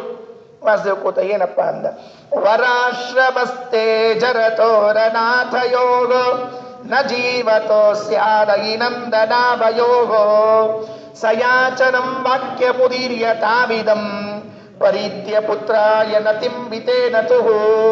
ಏನದ್ಭುತ ರೀ, ನಾರಾಯಣ ಪಂಡಿತಾಚಾರ್ಯರಿಗೆ ಮಾತ್ರ ಈಗ ಬರ್ಲಿಕ್ಕೆ ಸಾಧ್ಯ. ವರಾಶ್ರಮ, ವರ ಆಶ್ರಮ, ಸನ್ಯಾಸಾಶ್ರಮ ಶ್ರೇಷ್ಠ ಆಶ್ರಮ. ವರಾಶ್ರಮ ತೇ, ನೀನೇನು ಸನ್ಯಾಸ ತಗೊಳ್ತಾ ಇದ್ದಿ, ಇದು ಸರಿಯಲ್ಲ. ಯಾಕೆ? ಜೀವತಃ, ನಾವು ಬದುಕಿದ್ದೀವಿ, ಇನ್ನು ನಾವು ಬದುಕಿದ್ದಾಗ ಸನ್ಯಾಸ ತಗೊಳ್ತೀಯ ನೀನು. ಅಲ್ರಿ, ಅಪ್ಪ ಅಮ್ಮ ಬದುಕಿದ್ರೆ ಸನ್ಯಾಸ ತಗೊಳ್ಬಾರ್ದು ಅಂತ ಏನ್ರಿ ನಿಯಮದನ? ಹಂಗೇನಿಲ್ಲಲ್ಲ. ಅಲ್ಲಲ್ಲಪ್ಪ, ಜರತಃ, ವಯಸ್ಸಾಗೈತೆ ನಮಗೆ, ವಯಸ್ಸಾಗೇದ ಬದುಕಿದ್ದೀವಿ, ಇನ್ನು ನಮ್ಮ ದೇಹದಲ್ಲೇ ಕಸು ಇತ್ತು, ದೇಹದಲ್ಲಿ ತಾಕತ್ತಿತ್ತು ಅಂದ್ರೆ ನೀನು ಸನ್ಯಾಸ ತಗೊಂಡ್ರೆ ನಾವು ಹೇಗೋ ಜೀವನ ನಡೆಸೀವಿ. ಎಲ್ಲದ ನಮ್ಮ ದೇಹದಲ್ಲಿ ಶಕ್ತಿನೇ ಇಲ್ಲ, ನಾವೇ ಮುಪ್ಪು. ಅರ್ಥ ಮಾಡಿಕೊಳ್ಳ್ರಿ ಇದು ಹೇಳುವಾಗ. ಯಾಕೆ ಅಂದ್ರೆ ಎರಡು ಹುಟ್ಟಿ ಹೋಗಿದ್ದು ಮಕ್ಕಳು ಮುಂದೆ ಹೇಳ್ತಾರೆ ಮುಂದಿನ ಶ್ಲೋಕದಲ್ಲಿ. ಒಂದೇ ಹೆಣ್ಣು ಮನೆಯಲ್ಲಿ ಇದ್ದದ್ದು, ಇವನು ಹುಟ್ಟಿದ್ದೇ 12 ವರ್ಷ ಆದ್ಮೇಲೆ, ಅಷ್ಟೊತ್ತಿ ವಯಸ್ಸೆಷ್ಟಾಗಿರ್ಬಹುದು ನೀವೇ ಊಹೆ ಮಾಡ್ಕೊಳ್ರಿ. ವರಾಶ್ರಮಸ್ಥೆ ಜರತೋರನಾಥಯೋ, ನೀನು ಆಶ್ರಮ ತಗೊಂಡು ಹೋದಿ ಅಂದ್ರೆ ನಾವು ಅನಾಥ ಆಗ್ಬಿಡ್ತೀವಿ. ನಮಗೆ ಯಾರ ಗತಿ, ನಮಗೆ ಯಾರ ದಿಕ್ಕು? ನೋಡ್ರಿ, ಇದು ಮೋಹ ಬಂದಾಗ ಬುದ್ಧಿ ಹೀಗೆ ಕೈ ಕೊಡ್ತದಂತ. ಯಾಕೆ? ಇದೇ ನಡಿಲ್ಲ ಇರೋ ಭಾಗವತವನ್ನು ಹೇಳುವಾಗ ಸರಕ್ಷತ ರಕ್ಷತಿ ಯೋಗಿ ಗರ್ಭೆ ಪ್ರವಚನ ಮಾಡಿದ್ದಾರೆ. ಹಾಗಿರ್ತದೆ ನೋಡ್ರಿ, ಎಷ್ಟು ವಿಚಿತ್ರ ಇದು. ಯಾರು ರಕ್ಷಣೆ ಮಾಡದೆ ಇದ್ರು ಗರ್ಭದಲ್ಲಿ ಇದ್ದ ಭಗವಂತನೇ, ಗರ್ಭದಲ್ಲಿ ನಾವಿದ್ದಾಗ ಯಾವ ಭಗವಂತ ರಕ್ಷಣೆ ಮಾಡಿದ್ದಾನೋ ಮುಂದೆಯೂ ಅವನೇ ರಕ್ಷಣೆ ಮಾಡ್ತಾನೆ ಅಂತ ಪ್ರವಚನ ಮಾಡಿದ ನಡಿಲ್ಲಾಯರು. ಯಾಕೆ? ವಿಜ್ಞಾತ ಭಾರತ ಪುರಾಣ ಮಹಾರಹಸ್ಯಂ. ಇವತ್ತು ಮಗನ ಮುಂದೆ ನಿಂತಾಗ ಅನಾಥರು ಅಂತ ಹೇಳ್ತಾರಂತ. ಮೋಹ ಹೀಗೆ ಬರ್ತದೆ, ಹೇಗೆ ಮೋಹ ನಮ್ಮನ್ನು ಕಾಡ್ತದೆ ಎಂಬುದಕ್ಕೆ ಇದು ಪ್ರತ್ಯಕ್ಷ ದೃಷ್ಟಾಂತ. ಎಲ್ಲ ಪುರಾಣ ಹೇಳುವಾಗ ಚಂದಾಗಿ ಹೇಳ್ತಿರ್ತೀವಂತ, ಪುರಾಣ ಹೇಳುವಾಗ ಚೆನ್ನಾಗಿರ್ತದಂತ. ಒಬ್ಬ ರಾಜನಿಗೆ ಮಗ ಸತ್ತಿದ್ನಂತ. ಮಗ ಸತ್ತಿದ್ರೆ ಒಬ್ಬ ಸ್ವಾಮಿಗಳು, ಒಬ್ಬರು ಋಷಿಗಳು ಮುನಿಗಳು ಬಂದು, ಅಳಬಾರ್ದಪ್ಪ, ಸಾವು ಒಟ್ಟು ಯಾರ ಕೈಯಲ್ಲಿದೆ, ನಾವೆಲ್ಲ ಸ್ವತಂತ್ರರು ಅಂತ ಪ್ರವಚನ ಮಾಡಿದ್ರು 1 ಗಂಟೆಗಳ ಕಾಲ. ಸರಿ ಪಾಪ ಇಷ್ಟು ಹೇಳ್ತಾರಲ್ಲ ಅಂತ ಸಮಾಧಾನ ತಾಳ್ಕೊಂಡ. ಮುಂದೆ ಮನೆಗೆ ಹೋದ್ರು, ಆ ಮುನಿಗಳು ತಮ್ಮ ಆಶ್ರಮಕ್ಕೆ ಹೋದ್ರು. ಅಲ್ಲಿ ಆಶ್ರಮದಲ್ಲಿ ಹೋದಾಗ ಒಂದು ಸುದ್ದಿ ಬಂತು, ಅವರು ಎಮ್ಮಿ ಸತ್ತಿತ್ತು ಅಂತ. ಎಮ್ಮಿ ಮುಂದೆ ಕೂತು ಅಳ್ತಾ ಇದ್ರಂತ, ಅಯ್ಯೋ ಎಮ್ಮಿ ಅಂತ ಅಳ್ತಾ ಇದ್ರಂತ. ರಾಜನಿಗೆ ವಾರ್ತೆ ಹೋಯ್ತಂತೆ. ರಾಜ ಬಂದ, ಸ್ವಾಮಿಗಳಿಗೆ ಕೇಳಿದಂತೆ ಇವರಿಗೆ ಋಷಿಗಳಿಗೆ, ಯಾಕೆ ಅಳ್ತಾ ಇದ್ದೀರಿ ಗುರುಗಳೇ? ಎಮ್ಮಿ ಸತ್ತೋಯ್ತು ಅಂದ್ರು. ಇಲ್ಲ, ನನ್ನ ಮಗ ಸತ್ತಾಗ ಅಳಬೇಡ್ರಿ ಅಂತ ಪ್ರವಚನ ಮಾಡಿದವರು ನೀವು, ಎಮ್ಮಿ ಸತ್ರ ಯಾಕೆ ಅಳ್ತಾ ಇದ್ದೀರಿ ಎಂದ್ರಂತೆ. ಆಗ ಅವ್ರು ಹೇಳಿದ್ರಂತೆ, ಸತ್ತ ಮಗ ನಿನ್ನವ, ಎಮ್ಮಿ ನಂದು ಅಂದ್ರಂತೆ. ಎಮ್ಮಿ ಇಸ್ ಮೈಸ್, ನಂದದು. ಮಗ ಇಸ್ ನಿಮ್ಸ್, ಮಗ ನಿಮ್ಮವ, ಸತ್ರೆ ನಿನಗೆ ದುಃಖ ಆಗುತ್ತೆ. ಎಮ್ಮಿ ನಂದು, ಸತ್ರ ನಂಗೆ ದುಃಖ ಆಗ್ತದೆ. ಎಷ್ಟು ಮೋಹಗಳು! ಈ ವಿರೋಧಾಭಾಸಗಳೇ ನಮ್ಮ ಜೀವನ ತುಂಬ ತುಂಬ್ಕೊಂಡ್ಬಿಟ್ಟಿವೆ. ವಿರೋಧಾಭಾಸಗಳೇ ನಮ್ಮ ಜೀವನ ತುಂಬ ತುಂಬ್ಕೊಂಡ್ಬಿಟ್ಟಿವೆ. ಶಾಸ್ತ್ರ ಕೇಳ್ತೀವಿ, ಹಾಗಾದ್ರೆ ಹೀಗೆ ಮಾಡಿಬಿಡೋಣ ಅಂತ ಒಂದು ಹೆಜ್ಜೆ ಇಟ್ಟರೆ ಸಂಸಾರ ಹಿಂದಿಂದ ಎಳಿತಿರ್ತದೆ. ಹೋಗ್ಬಿಡ ಬಾಬಾ ಆಗ್ತದೆ, ಸಂಸಾರ ಕಡಿತದೆ ಅಂತ ಕೂಡೋಣ ಅಂದ್ರೆ ಈ ಸಾಯಂಕಾಲ ಇಂಥ ಪ್ರವಚನ ಮಾಡಿ ನಮ್ಮನ್ನು ಇಷ್ಟ ಮಾಡಿಬಿಡ್ತಾರೆ. ಏನೇನೋ ಉಪನ್ಯಾಸ ಮಾಡ್ತಾರೆ, ತಲೆ ತಿರುಗಿಸ್ಬಿಡ್ತಾರೆ. ಮನೆಗೆ ಹೋಗೋದೊಳಗೆ ಇನ್ನೇನು ಬಿಟ್ಟೇ ಬಿಡೋಣ ಸಂಸಾರ ಅಂತ ಹೇಳಿ ಅನಿಸ್ಬಿಟ್ಟು ಮನೆಯೊಳಗೆ ಕಾಲಿಟ್ಟು ಕೂಡಲೇ ಟಿವಿ ಆನ್ ಆಗಿರ್ತದೆ. ಆಹಾ, ಫ್ಯಾನ್ ಹಾಕ್ಕೊಳ್ಳು. ಏನು ಆಚಾರ ಪ್ರವಚನ, 3 ಸಲ ಏನು ಆಚಾರ ಪ್ರವಚನ ಅನ್ನೋದೊಳಗಾಗಿ ಟಿವಿ ನ್ಯೂಸ್ ಬರ್ತಿತ್ತು. ನೋಡು, ಮೋದಿ ಮತ್ತೆ ಕೈ ಹಾಕಿದ್ನ ಇಂಥ ಕೆಲಸಕ್ಕೆ, ಎಲ್ಲರೂ ನೋಟ್ ಬ್ಯಾನ್ ಮಾಡಿಬಿಟ್ರೆ ಮತ್ತೊಮ್ಮೆ ಇಶ್ಯೂ ಆಗಿರ್ತದೆ. ಮುಗಿತೀವಿ, ಇದು ಪ್ರವಚನ ಇಲ್ಲಿ, ಅದು ಅಲ್ಲಿ, ಹಿಂಗೆ ಆಗ್ತದೆ. ಇದು ನಮ್ದೇ ಸ್ಥಿತಿ, ಬೇರೆ ಇನ್ಯಾರ್ದಲ್ಲ. ವರಾಶ್ರಮಸ್ಥೆ ಜರತೋರನಾಥ ಯೋಗೋ ನ ಜೀವತೋ ಸ್ಯಾದೈನಂದನಾಭಯೋಗೋ ಸಯಾಚನಂ ವಾಕ್ಯ ಮುದೀರ್ಯ ತಾವಿದಂ ಪರಿತ್ಯ ಪುತ್ರಾಯ ನತಿಂಬಿತೇನ ತುಹು. ನ ಜೀವತಃ, ನಾವು ಬದುಕಿದ್ದೀವಿ, ವಯಸ್ಸಾಗ್ಯದ, ನೀ ಹೋದ್ರೆ ನಮ್ಮ ನೋಡ್ಕೊಳ್ಳೋರು ಯಾರು ಅಂತ ಹೇಳಿ ನಂದನ, ನಂದನ, ನೋಡ್ರಿ ಮಗನಿಗೆ ಎಷ್ಟು ಚೆನ್ನಾದ ಹೆಸರು ಸಂಸ್ಕೃತದಲ್ಲಿ, ನಂದನ ನಂದನ ಅಂತ ಕರೀತಾರಂತ. ಯಾಕೆ ನಂದನ ಅಂತ ಕರೀತಾರೆ? ನಂದಯತಿ ಇತಿ ನಂದನ, ಶಬ್ದ ವ್ಯುತ್ಪತ್ತಿ ಹೇಗಿದೆ ಅಂದ್ರೆ ನಂದಯತಿ ಇತಿ ನಂದನ. ಅಭಿಧಾನ ಕೋಶದಲ್ಲಿ ಹೇಳುವಾಗ ನಂದನಸ್ತುತನ ಏ ಹರ್ಷಕಾರಿಣಿ, ಸಂತೋಷ ಉಂಟು ಮಾಡುತ್ತಾನೆ ಅನ್ನೋದಕ್ಕೆ ಅವನಿಗೆ ನಂದನ ಅಂತ ಕರಿಬೇಕಂತೆ ಸಂಸ್ಕೃತದಲ್ಲಿ ಹೇಳ್ತಾರೆ. ಅದಕ್ಕೆ ಇಲ್ಲೊಂದು ಶಬ್ದ, ಆ ಪಂಡಿತಾಚಾರ್ಯರ ಧ್ವನಿ ಹೇಗಿದೆ ನೋಡ್ರಿ. ಕರೆಯುವಾಗ ಮಗನನ್ನೇ ಪುತ್ರ, ಸುತ, ಸೂನು, ತನೂಜ ಅಂತ ಯಾವ ಶಬ್ದ ಕರೀಲಿಲ್ಲ. ನಂದನ, ನಂದನ, ಅಯ್ಯೋ ಮಗನೇ, ಮಗನೇ ಅಂದ್ರೆ ಸಂತೋಷ ಕೊಡುತ್ತಾನೆ ಅಂತನ್ನೋದಕ್ಕಾಗಿ ನಂದನ ಆದವನು ನೀನು. ಅದಕ್ಕೆ ನಮಗೆ ದುಃಖ ಕೊಡ್ತಾ ಇದ್ದಿ ಇವತ್ತು. ಹೆಂಗ್ ನಂಗೆ ದುಃಖ ಕೊಡ್ತಾ ಇದ್ದಿ? ಮಕ್ಕಳಿಗೆ ನಂದನ ಅಂತ ಯಾಕೆ ಕರೀತಾರೆ? ಸಂತೋಷ ಕೊಡಿಸ್ತಾರೆ ಅನ್ನೋದಕ್ಕೆ ತಾನೆ. ನೀನು ನಮಗೆ ಸಂತೋಷ ಪಡಿಸುವುದು ಬಿಟ್ಟು ದುಃಖ ಯಾಕೆ ಕೊಡಿಸ್ತಾ ಇದ್ದೀಯೋ ನೀನು? ನೋಡ್ರಿ, ಒಂದೊಂದು ಶಬ್ದ ಆರಿಸಿ ಇಡುವಾಗ ಆ ಧ್ವನಿ ಹೊರಡಿಸ್ತಾರೆ. ನಂದನ, ಸಂತೋಷ ಕೊಡುವನು ನಂದನ ಅಂತ ಕರೆಸ್ಕೊಂಡಿದ್ದೀನಿ. ಇವತ್ತು ನೀನು ಹೇಗೆ ಸನ್ಯಾಸ ತಗೊಂಡು ನನಗೆ ದುಃಖ ಕೊಡ್ತಾ ಇದ್ದಿ? ಸಯಾಚರಂ ವಾಕ್ಯಂ ಸರ್ವಾತ್ಮನ, ನೀನು ಸನ್ಯಾಸ ತಗೋಬೇಡ ಅಂತ ಕೈ ಜೋಡಿಸಿ ಪ್ರಾರ್ಥನೆ ಮಾಡಿದ್ರು, ಕೈ ಮುಗಿದ್ರು. ಮುಗಿಲಿಲ್ಲ ಅಲ್ಲಿಗೆ. ಪರಿತ್ಯ ಪುತ್ರಾಯನ ತಿಂಬಿತೇನ ತುಹು, ಮಗನನ್ನ ಪ್ರದಕ್ಷಿಣೆ ಹಾಕಿ ನಮಸ್ಕಾರ ಮಾಡಿಬಿಟ್ರು. ನೋಡ್ರಿ ಏನಾಯಿತು ಸ್ಥಿತಿ. ನಮಸ್ಕಾರ ಮಾಡಿ ಪ್ರದಕ್ಷಿಣೆ ಹಾಕಿ ನಮಸ್ಕಾರ ಮಾಡಿಬಿಟ್ರು. ಜನ ಎಲ್ಲ ನೋಡ್ತಾ ಇದ್ದಾರೆ. ಇದು ಜೋರಾಗಿ ನಡೀತಾ ಇದೆ ಮಾತು. ನೋಡು ನೀ ಹೆಂಗ ಮಾಡ್ಬಿಟ್ಟು ವಯಸ್ಸಾಗಿದೆ ನಮಗ ಅಂತ ಹೇಳಿ ಹೇಳ್ತಾ ಇರೋ ಮಾತೆಲ್ಲ ಆ ಅನಂತಾಸನ ದೇವಾಲಯದಲ್ಲಿ ಇದ್ದವರು ಕಿವಿಗೆ ಬೀಳ್ತಾ ಇದೆ. ಅಲ್ಲೇ ಅಚ್ಯುತ ಪ್ರೇಕ್ಷಾಚಾರ ಕುಳಿತಿದ್ದಾರೆ, ಅವರ ಕಿವಿಗೆ ಬಿದ್ದಿದೆ. ಜನ ನೋಡ್ತಾ ಇದ್ದಾಗ ಇದ್ದಕ್ಕಿದ್ದಂತೆ ಪ್ರದಕ್ಷಿಣೆ ಹಾಕಿ ನಮಸ್ಕಾರ ಹಾಕ್ಬಿಟ್ರು.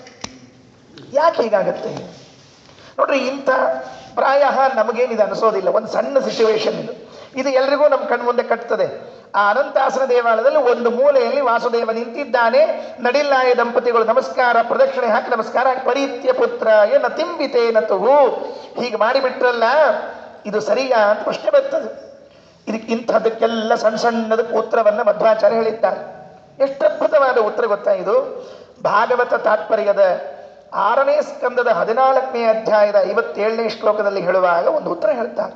ಏನಾಗುತ್ತೆ ಇಂಥ ಪ್ರಸಂಗ ಅಂತಂದ್ರೆ, ಸಂತಾಪ ಕ್ರೋಧರಾಗಾದಿಷು ಅನರ್ಥಂ ಜ್ಞವಚ ಕ್ವಚಿತ. ಜ್ಞಾನಿಯಾದವನು, ಜ್ಞಾನಿ ಮತ್ತೆ ಅವನ ಅಜ್ಞಾನಿ ಅಲ್ಲ, ಜ್ಞಾನಿಯಾದವನು ಸಂತಾಪ ಆದಾಗ, ಸಿಟ್ಟು ಬಂದಾಗ, ಅತಿಯಾದ ಕಾಮದಲ್ಲೋ ಮೋಹದಲ್ಲೋ ಬಿದ್ದಾಗ ಅನರ್ಥವಾದ ಮಾತುಗಳನ್ನಾಡ್ತಾನೆ, ಅನರ್ಥವಾದ ಕ್ರಿಯೆಗಳನ್ನು ಮಾಡಿಬಿಡ್ತಾನಂತ. ಅವನಿಗೆ ಗೊತ್ತಾಗೋದಿಲ್ಲ ಇದು ಮಾಡಿದ್ದು. ಯದ್ಯಪಿ ಅವ ಜ್ಞಾನಿಯಾಗಿದ್ರೂ ಕೂಡ ಆ ಜ್ಞಾನಕ್ಕೆ ಅಡ್ಡಲಾಗಿ ನಿಂತದ್ದು ಯಾವುದು ಅಂದ್ರೆ ಸಂತಾಪ. ಹೊಟ್ಟೆ ಸಂಕಟ. ನಾನು ಹಣದ ಮಗು 12 ವರ್ಷ ಸೇವೆ ಮಾಡಿ ಇದೇ ಗುಡಿಯಲ್ಲಿ 12 ವರ್ಷ ಇದ್ದು ಪಯೋವೃತ್ತ ವಿಷ್ಣು ಪಂಚಕ ಭೀಷ್ಮ ಪಂಚಕ ಮಾಡಿ ಎಲ್ಲ ಮಾಡಿ ಹಣದಿದ್ದಿದ್ರೆ ಇವತ್ತು ಸನ್ಯಾಸ ತಗೊಂಡು ಹೋಗ್ತೀನಿ ಅಂತಾನಲ್ಲ, ಎಷ್ಟು ಸಂಕಟ ಆಗ್ಬೇಡ ನನಗೆ ಅಂತ ಹೇಳಿ ಆ ಸಂಕಟ ಆದ ಭರದಲ್ಲಿ ಪರಿತ್ಯ ಪುತ್ರಾಯ ನತಿಂಬಿತೆ ನಮಸ್ಕಾರ ಹಾಕ್ಬಿಟ್ರಂತ. ಎಷ್ಟು ಚೆನ್ನಾಗಿದೆ ನೋಡ್ರಿ. ಶ್ರೀಮದಾಚಾರ್ಯ ಸಿದ್ಧಾಂತ ಯಾಕೆ ಚೆನ್ನಾಗಿದೆ ಎಂಬುದಕ್ಕೆ ಹೇಳ್ತಾ ಇದ್ದೀನಿ. ಇದನ್ನು ಎಲ್ಲಿ ತರ್ತಾರೆ, ಎಲ್ಲಿ ಹೇಳಿದ್ದಾರೆ ಆಚಾರ್ಯರು ಅಂತಂದ್ರೆ, ಆ ವೃತ್ರಾಸುರನ ಪೂರ್ವ ಜನ್ಮದಲ್ಲಿ ಚಿತ್ರಕೇತು ಅಂತ ಮಹಾರಾಜ. ಚಿತ್ರಕೇತು ಮಹಾರಾಜನಿಗೆ ಅನೇಕ ಜನ ಹೆಂಡಂದ್ರು ಇದ್ದಾಗ ಅಲ್ಲಿ ಒಬ್ಬ ಹೆಂಡತಿಗೆ ಮಾತ್ರ ಒಂದು ಶಿಶು ಹುಟ್ಟಿತ್ತಂತೆ, ಕೃತದ್ಯುತಿ ಅಂತ ಹೆಂಡತಿ. ಆ ಒಂದೇ ಶಿಶು ಇದ್ದಾಗ ಉಳಿದ ಹೆಂಡಂದ್ರಿಗೆಲ್ಲ ಅಸೂಯೆ ಬಂತು. ಅವಳಿಗೆ ಮಾತ್ರ ಮಗುವಾಗಿದೆ, ನಮಗಿಲ್ಲ ಅಂತಂದ್ರೆ ಪ್ರಾಯ ಇನ್ನು ಈ ರಾಜ ನಮ್ಮನ್ನು ಮಾತಾಡಿಸೋದಿಲ್ಲ ಅಂತ ಆ ಶಿಶುನ್ ಕೊಂದುಬಿಟ್ರು. ವಿಷ ಹಾಕಿ ಕೊಂದುಬಿಟ್ರು ಮಗುವನ್ನು, ಶಿಶು ಹತ್ಯೆ ಮಾಡಿಬಿಟ್ರು. ಆ ಕೂಸು ಸತ್ತು ಬಿದ್ದಿದ್ರೆ ಸತ್ತ ಮೇಲೆ ಯಾರು ಮುಗಿತ್ರಿ ಅಷ್ಟೇ. ಅದು ಆ ಕೂಸಿನ ಕೈ ಹಿಡ್ಕೊಂಡು ಆ ಕೃತದ್ಯುತಿ ತಾಯಿ ಆ ಅಪ್ಪ ಇಬ್ರು ಅಳ್ತಾ ಇದ್ದಾರಂತ. ಅಯ್ಯೋ ಹೇಳೋ, ಹಾಲು ಕುಡಿಯೋ, ನಿನ್ ಗೆಳೆಯದ್ರು ಬಂದಿದ್ದಾರೆ, ಆಟ ಆಡ್ತಾ ಇದ್ದಾರೆ, ಬಾರೋ ಅಂತ ಮಾತಾಡ್ತಾ ಇದ್ದೆ. ಆಚಾರ್ಯ ಅಂತಾರೆ, ಸತ್ತವ್ರ ಜೊತೆ ಮಾತಾಡೋ ಪದ್ಧತಿ ಉಂಟಾ, ಹೀಗೆ ಮಾತಾಡೋದು ಉಂಟಾ ಅಂತ ಕೇಳಿದ್ರೆ ಆಗ ಈ ಉತ್ತರ ಹೇಳಿದ್ದಾರೆ. ಏನು? ಸಂತಾಪ ಕ್ರೋಧರಾಗಾದಿಷು ಅನರ್ಥಂ ಜ್ಞವಚ ಕ್ವಚಿತ. ಸಂತಾಪ ಆದಾಗ ಎಷ್ಟು ತಿಳುವಳಿಕೆ ಇದ್ದವನು ಕೂಡ ಕೆಲವು ತಪ್ಪು ಮಾತುಗಳನ್ನ, ತಪ್ಪು ಕ್ರಿಯೆಗಳನ್ನು ಮಾಡಿಬಿಡ್ತಾನಂತ. ಅದಕ್ಕೆ ದೃಷ್ಟಾಂತ ಯಾವುದಾಯಿತು ಅಂದ್ರೆ, ನಡಿಲ್ಲ ಇರು ಮಾಡಿದ್ದಾಯ್ತು, ಅವರಿಗೆ ಸಂತಾಪ ಆಗಿಬಿಟ್ಟಿದೆ, ನನ್ನ ಮಗ ಹೋಗ್ಬಿಟ್ಟಿದ್ದಾನೆ, ಸನ್ಯಾಸ ತಗೊಂಡ್ಬಿಡ್ತಾನೆ ಅಂತನ್ನೋ ಆ ಸಂತಾಪದಲ್ಲಿ ಪ್ರದಕ್ಷಿಣೆ ಹಾಕಿ ನಮಸ್ಕಾರ ಹಾಕಿಬಿಟ್ರು. ನಮಸ್ಕಾರ ಹಾಕಿದ್ರೆ ಅದರ ರಿಯಾಕ್ಷನ್, ಅದಕ್ಕೇನಂತಾರೆ ಪ್ರತಿಕ್ರಿಯೆ ಹೇಗಿತ್ತು ವಾಸುದೇವನದ್ದು? ನತಿರ್ನ ಶುಶ್ರೂಷು ಜನಾಯ ಶಸ್ಯತೆ ನತಂ ಭವದ್ಭ್ಯಾಂ ಸ್ಫುಟಪತ್ರ ಸಾಂಪತಂ ಅಹೋ ವಿಧಾತ್ರ ಸ್ವಯಮೇವ ದಾಪಿತ ತದಭ್ಯನುಜ್ಞೇತಿ ಜಗಾದಸ ಪ್ರಭು. ಏನು ಸುಂದರವಾದ ಶ್ಲೋಕ. ಇದನ್ನ ಬುದ್ಧಿವಂತ ಅಂತ ಕರೀತಾರೆ, ಇದನ್ನ ಬುದ್ಧಿವಂತ ಅಂತ ಕರೀತಾರೆ. ಏನಂತ ಗೊತ್ತಾ ವಾಸುದೇವ? ಅಪ್ಪ, ನೀವು ಬಾಯಲ್ಲಿ ಅಂತ ಇರೋದು ಒಂದು, ಕ್ರಿಯೆಯಲ್ಲಿ ಮಾಡ್ತಾ ಇರೋದು ಇನ್ನೊಂದು. ಏನ್ ಗೊತ್ತಾ? ಬಾಯಲ್ಲಿ ಸನ್ಯಾಸ ತಗೋಬೇಡ ತಗೋಬೇಡ ಅಂತ ಹೇಳ್ತಾ ಇದ್ರಿ, ಕ್ರಿಯೆಯಲ್ಲಿ ಏನ್ ಮಾಡ್ತಾ ಇದ್ರಿ? ನಮಸ್ಕಾರ ಹಾಕ್ತಾ ಇದ್ರಿ. ನಮಸ್ಕಾರ ಯಾವಾಗ ಹಾಕ್ತಾರೆ? ಸಣ್ಣವರು ದೊಡ್ಡವರು. ಈಗ ಸಾಮಾನ್ಯವಾಗಿ ಸಣ್ಣವರು ದೊಡ್ಡವರು ನಮಸ್ಕಾರ ಮಾಡಬೇಕು. ದೊಡ್ಡವರಾದ ನೀವು ಸಣ್ಣವರಾದ ನನಗೆ ನಮಸ್ಕಾರ ಮಾಡ್ತಾ ಇದ್ದೀರಿ ಅಂದ್ರೆ ಅರ್ಥ ಏನು? ಸನ್ಯಾಸಿಗಳಾದಾಗ ಮಾತ್ರ ಮಾಡ್ಲಿಕ್ಕೆ ಬರ್ತದೆ, ಇಲ್ಲದೆ ಇದ್ರೆ ಬರೋದಿಲ್ಲ. ಬಾಯಲ್ಲಿ ಸನ್ಯಾಸ ತಗೋಬೇಡ ಅಂತ ಇದ್ದೀರಿ, ಕ್ರಿಯೆಯಲ್ಲಿ ಸನ್ಯಾಸ ತಗೋ ಅಂತ ಇದ್ದೀರಿ. ನಾನು ಯಾವ್ದು ಕೇಳಿ ಹೇಳ್ರಿ ಅಂದ್ಬಿಟ್ಟು. ಏನ್ ಬುದ್ಧಿವಂತ ಲಕ್ಷಣ ನೋಡ್ರಿ ಹೇಗಿದೆ, ಎಷ್ಟು ಸೊಗಸಾಗಿ ವರ್ಣನೆ ಮಾಡ್ತಾರೆ. ನತಿಹಿ ನಮಸ್ಕಾರವು ನ ಸರಿ ಹೋಗೋದಿಲ್ಲ ಯಾರಿಗೆ? ಶುಶ್ರೂಷು ಜನಾಯ ಉತ್ತಮರಿಗೆ. ನಾವು ಯಾರಿಗೆ ಸೇವೆ ಮಾಡಬೇಕಲ್ಲ ಅಂದ್ರೆ ಉತ್ತಮರು, ಆ ಉತ್ತಮರು ನಮಸ್ಕಾರ ಮಾಡೋದು ಸರಿಯಲ್ಲ. ಯಾಕೆ? ಸೇವೆ ಮಾಡುವಂತಹ ಜನರಿಗೆ ಶುಶ್ರೂಷು ಜನಾಯ ಸೇವಕ ಜನಾಯ, ನಮ್ಮ ಕಡೆಯಿಂದ ಸೇವೆ ತಗೊಳ್ಳೋರು ಕೆಲವರು, ನಾವು ಸೇವೆ ಮಾಡಬೇಕಾದವ್ರು ಕೆಲವರು, ಎರಡು ರೀತಿಯಿಂದ ಇರ್ತಾರೆ. ಈಗ ನಾವು ಯಾರಿಗೆ ಸೇವೆ ಮಾಡ್ತಿರ್ತೀವಲ್ಲ ಅವ್ರು ನಮ್ಗಿಂತ ದೊಡ್ಡವರು, ಅವರು ತಮಗಿಂತ ಕೆಳಗಿನವರಿಗೆ ನಮಸ್ಕಾರ ಮಾಡೋದು ಕಂಡಿಲ್ಲ. ಆದರೆ ಒಂದು ಕಡೆಗೆ ಮಾತ್ರ ಕಾಣ್ತದಂತೆ. ಯಾವಾಗ? ಸನ್ಯಾಸ ತೆಗೆದುಕೊಂಡ್ರೆ ಮಾತ್ರ ತಂದೆ ಕೂಡ ಸನ್ಯಾಸಿಗೆ ನಮಸ್ಕಾರ ಮಾಡಬೇಕು. ತಾಯಿ ಒಬ್ಬಳನ್ನ ಹೊರತುಪಡಿಸಿ ಅಂತ ಹೇಳ್ತಾರೆ. ತಾಯಿ ಮಾಡೋ ಹಾಗಿಲ್ಲ. ತಾಯಿಗೆ ಇಷ್ಟು ದೊಡ್ಡ ಗೌರವ ಅಂತಂದ್ರೆ ಸ್ವಾಮಿಗಳಾದ ಮೇಲೂ ಅವರೂ ಕೂಡ ಸನ್ಯಾಸಿಗಳು ಕೂಡ ತಾಯಿಗೆ ನಮಸ್ಕಾರ ಮಾಡಬೇಕಂತೆ. ತಾಯಿಯ ಸ್ಥಾನ ದೊಡ್ಡದು. ಅದಕ್ಕೆ ಏನೋ ವೇದ ಮಾತ್ರ ದೇವೋಭವ ಅಂತ ಹೇಳಿದ್ರು. ಎಲ್ಲರನ್ನ ಬಿಟ್ಟುಕೊಂಡು ಬಂದರೂ ಕೂಡ ಎಷ್ಟಾಶ್ಚರ್ಯ. ಆಶ್ರಮಾತ್ ಪೂರ್ವದಲ್ಲಿ ಪಾಠ ಹೇಳಿದ ಗುರುಗಳಿದ್ರೂ ಕೂಡ ಅವರ ಆಶ್ರಮಾನಂತರದಲ್ಲಿ ಶಿಷ್ಯನಿಗೆ ನಮಸ್ಕಾರ ಮಾಡಬೇಕು. ಸತ್ಯಜ್ಞಾನ ತೀರ್ಥ ಶ್ರೀಪಾದಂಗಳವರು, ಸತ್ಯಜ್ಞಾನ ತೀರ್ಥ ಶ್ರೀಪಾದಂಗಳವರಿಗೆ ಪೂರ್ವಾಶ್ರಮದಲ್ಲಿ ಪಾಠ ಹೇಳಿತ್ತು. ಆಶ್ರಮ ಆದ ಮೇಲೆ ಇವರವರಿಗೆ ನಮಸ್ಕಾರ ಮಾಡ್ತಾ ಇದ್ರಂತೆ, ನಮಸ್ಕಾರ ಮಾಡ್ತಾ ಇದ್ರಂತೆ. ಅದ್ಭುತ. ಪೂರ್ವಾಶ್ರಮದಲ್ಲಿ ಸೇತುರಾಮಾಚಾರ್ಯರು ಕಿನ್ನಾಳ ಜಯಾಚಾರ್ಯರಿಗೆ ಪಾಠ ಹೇಳಿತ್ತು. ಇವರು ಶಿಷ್ಯರು, ಅವ್ರ ಗುರುಗಳು. ಆದರೆ ಆಶ್ರಮ ಆದ ಕೂಡಲೇ ಇವರು ಸನ್ಯಾಸಿಗಳಾದರೂ ಅವ್ರ ಗುರುಗಳು ಹಾಗೆ ಉಳ್ಕೊಂಡ್ರು. ಪೂರ್ವಾಶ್ರಮದಲ್ಲಿ ಇವರೇ ನಮಸ್ಕಾರ ಹಾಕ್ತಿದ್ರಂತೆ. ಹಾಗೆ ಸನ್ಯಾಸಿಗಳಾಗುವಂಥವರಿಗೆ ಮಾತ್ರ ನಮಸ್ಕಾರ ಮಾಡ್ಲಿಕ್ಕೆ ಬರುತ್ತೆ. ಶುಶ್ರೂಷು ಜನಾಯ ಸೇವಕಾಯ ನೀಚಾಯ, ಸಣ್ಣವರಿಗೆ ದೊಡ್ಡವರು ನಮಸ್ಕಾರ ಮಾಡಬಾರ್ದು. ಆದರೆ ನೀವು ಮಾಡಿದ್ದೀರಿ.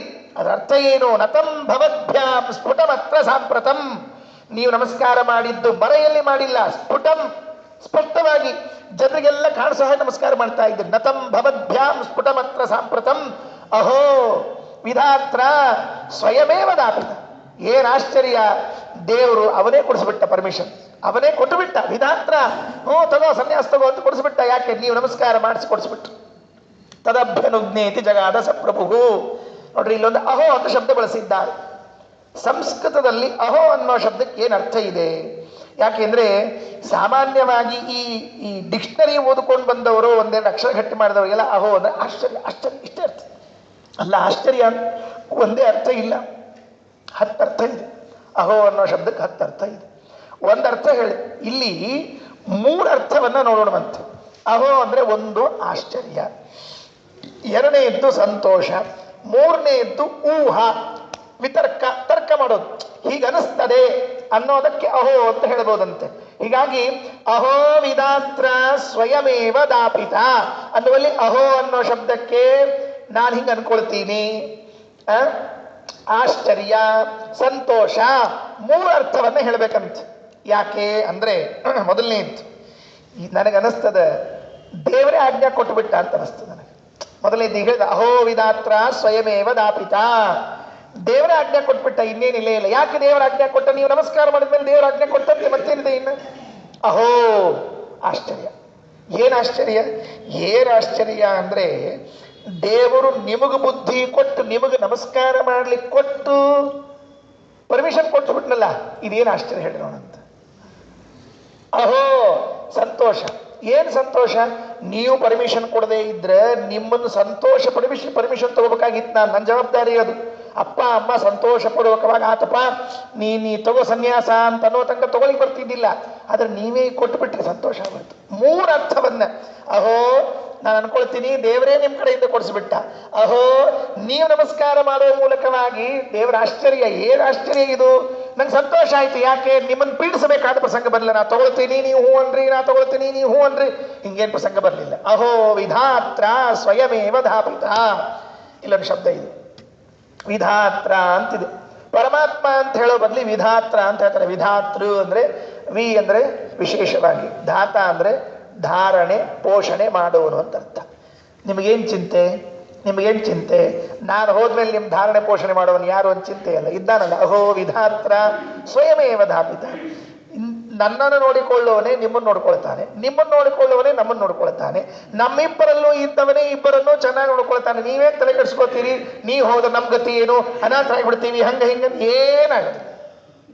ಅಹೋ ವಿಧಾತ್ರ ಸ್ವಯಮೇವ ದಾಪಿತ ತದಭ್ಯನುಜ್ಞೇತಿ ಜಗಾದ ಸಪ್ರಭು. ಏನು ಮಾತಾಡ್ಬೇಕ್ರಿ? ಹಿಂಗೆಲ್ಲ ಹುಚ್ಚುಚ್ಚಾರ ಮಕ್ಕಳು ಮಾತಾಡಿದ್ರೆ ಏನು ಮಾತಾಡ್ಬೇಕು? ಪಾಪ ಅಪ್ಪ ಅಮ್ಮಂದ್ರೆ ತಿಳಿಲಿಲ್ಲ. ಗಡಿಬಿಡಿಯೊಳಗೆ ನಮಸ್ಕಾರ ಬರೀ ಮಾಡಿಬಿಟ್ಟಿದ್ರು. ನಮಸ್ಕಾರ ಮಾಡಿದ್ಮೇಲೆ ತಕ್ಕೊಳಿಕ್ ಬರಂಗಿಲ್ಲ, ಹಿಂಗಾಗ್ಬಿಡ್ತಿರ್ತದೆ ಕೆಲವೊಂದು. ಒಮ್ಮೆ ಹಿಂಗೆ ಆಗಿತ್ತು. ಗಡಿಬಿಡಿಯೊಳಗೆ ನಮಸ್ಕಾರ ಆಗಿಬಿಟ್ಟಿತ್ತು, ಆಮೇಲೆ ಅದಕ್ಕೆ ಮೇಕಪ್ ಮಾಡಿಬಿಟ್ರಂತ. ಯಾವಾಗ? ಅರ್ಜುನ ಸ್ವಾಮಿಗಳಾಗಿ ಬಂದಿದ್ದರು. ಗೊತ್ತಿಲ್ಲ ಅರ್ಜುನ ಸ್ವಾಮಿಗಳಾಗಿದ್ದು. ಅರ್ಜುನ ಒಮ್ಮೆ ಸ್ವಾಮಿಗಳಾಗಿಬಿಟ್ಟಿದ್ರು. ಎದಕ್ಕೆ? ಲಗ್ನ ಮಾಡ್ಕೋಬೇಕು ಅಂತೇಳಿ.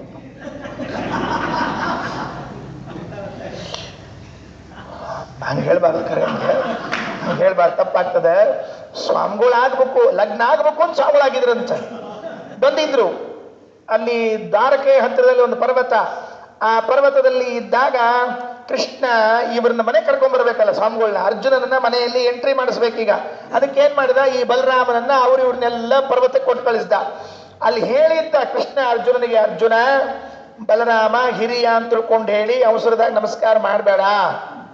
ನೀ ಸ್ವಾಮಿಗಳಿದ್ದಿ, ಸ್ವಾಮಿಗಳು ಯಾರಿಗೂ ನಮಸ್ಕಾರ ಮಾಡಬಾರ್ದು, ನೆನಪಿಟ್ಕೋ ಅಂತ ಹೇಳಿದ್ರು. ಆಯ್ತು ಅಂತ ಪಾಪ ಕೂತಿದ್ದ. ಇದು ಬಲರಾಮ್ ಬಂದ್ಬಿಟ್ಟ. ಬಲರಾಮ್ ಬಂದು ಕೂಡಲೇ ಇವನಿಗೆ ನಿತ್ಯದ ಅಭ್ಯಾಸ ನಮಸ್ಕಾರ ಮಾಡಿ ಭೇಟಿ ಆದಾಗೆಲ್ಲ ಎದ್ದು ಧಡಕ್ಕಂತ ನಮಸ್ಕಾರ ಹಾಕ್ಬಿಟ್ಟ. ಧಡಕ್ಕಂತ ನಮಸ್ಕಾರ. ಬಲರಾಮ ಸ್ವಾಮಿಗಳೇ ನೀವ್ಯಾಕೆ ನಮಸ್ಕಾರ ಅಂದ್ರೆ ಈಗ ಪದೀತೀಗ. ಕೃಷ್ಣ ನೋಡಿದ, ಗೊತ್ತಿತ್ತು ನನಗೆ ಇಷ್ಟು ಮಾಡ್ತೀನಿ ಅಂತ, ಕೆಲಸ ಗೊತ್ತಿತ್ತು ನನಗೆ. ಬಲಿ ತಕ್ಷಣ ಒಂದು ಹೊಡ್ತೀರಿ ಅವಂಗ ಅರ್ಜುನಿಗೆ. ಏನಂದ? ಇಲ್ಲ, ಎಷ್ಟು ಸ್ವಾಮಿಗಳು ನಾವೆಲ್ಲ, ನಿಮ್ಮಂಥ ಗುಣವಂತರ ಮುಂದೆ, ನಿಮ್ಮಂಥ ಜ್ಯೇಷ್ಠರ ಮುಂದೆ ನಾವೆಲ್ಲ ಏನು ಸ್ವಾಮಿಗಳು?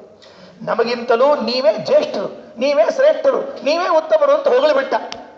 ಬಲರಾಮನಿಗೆ ಏನು ಪರಿವರ್ತನೆ ಆಗೋಯ್ತು? ಇಂಥ ಸ್ವಾಮಿಗಳು ನಮ್ಮನೆ ಚಾತುರ್ಮಾಸ್ಯಕ್ಕೆ ಕೊಡ್ಬೇಕು ಅಂತ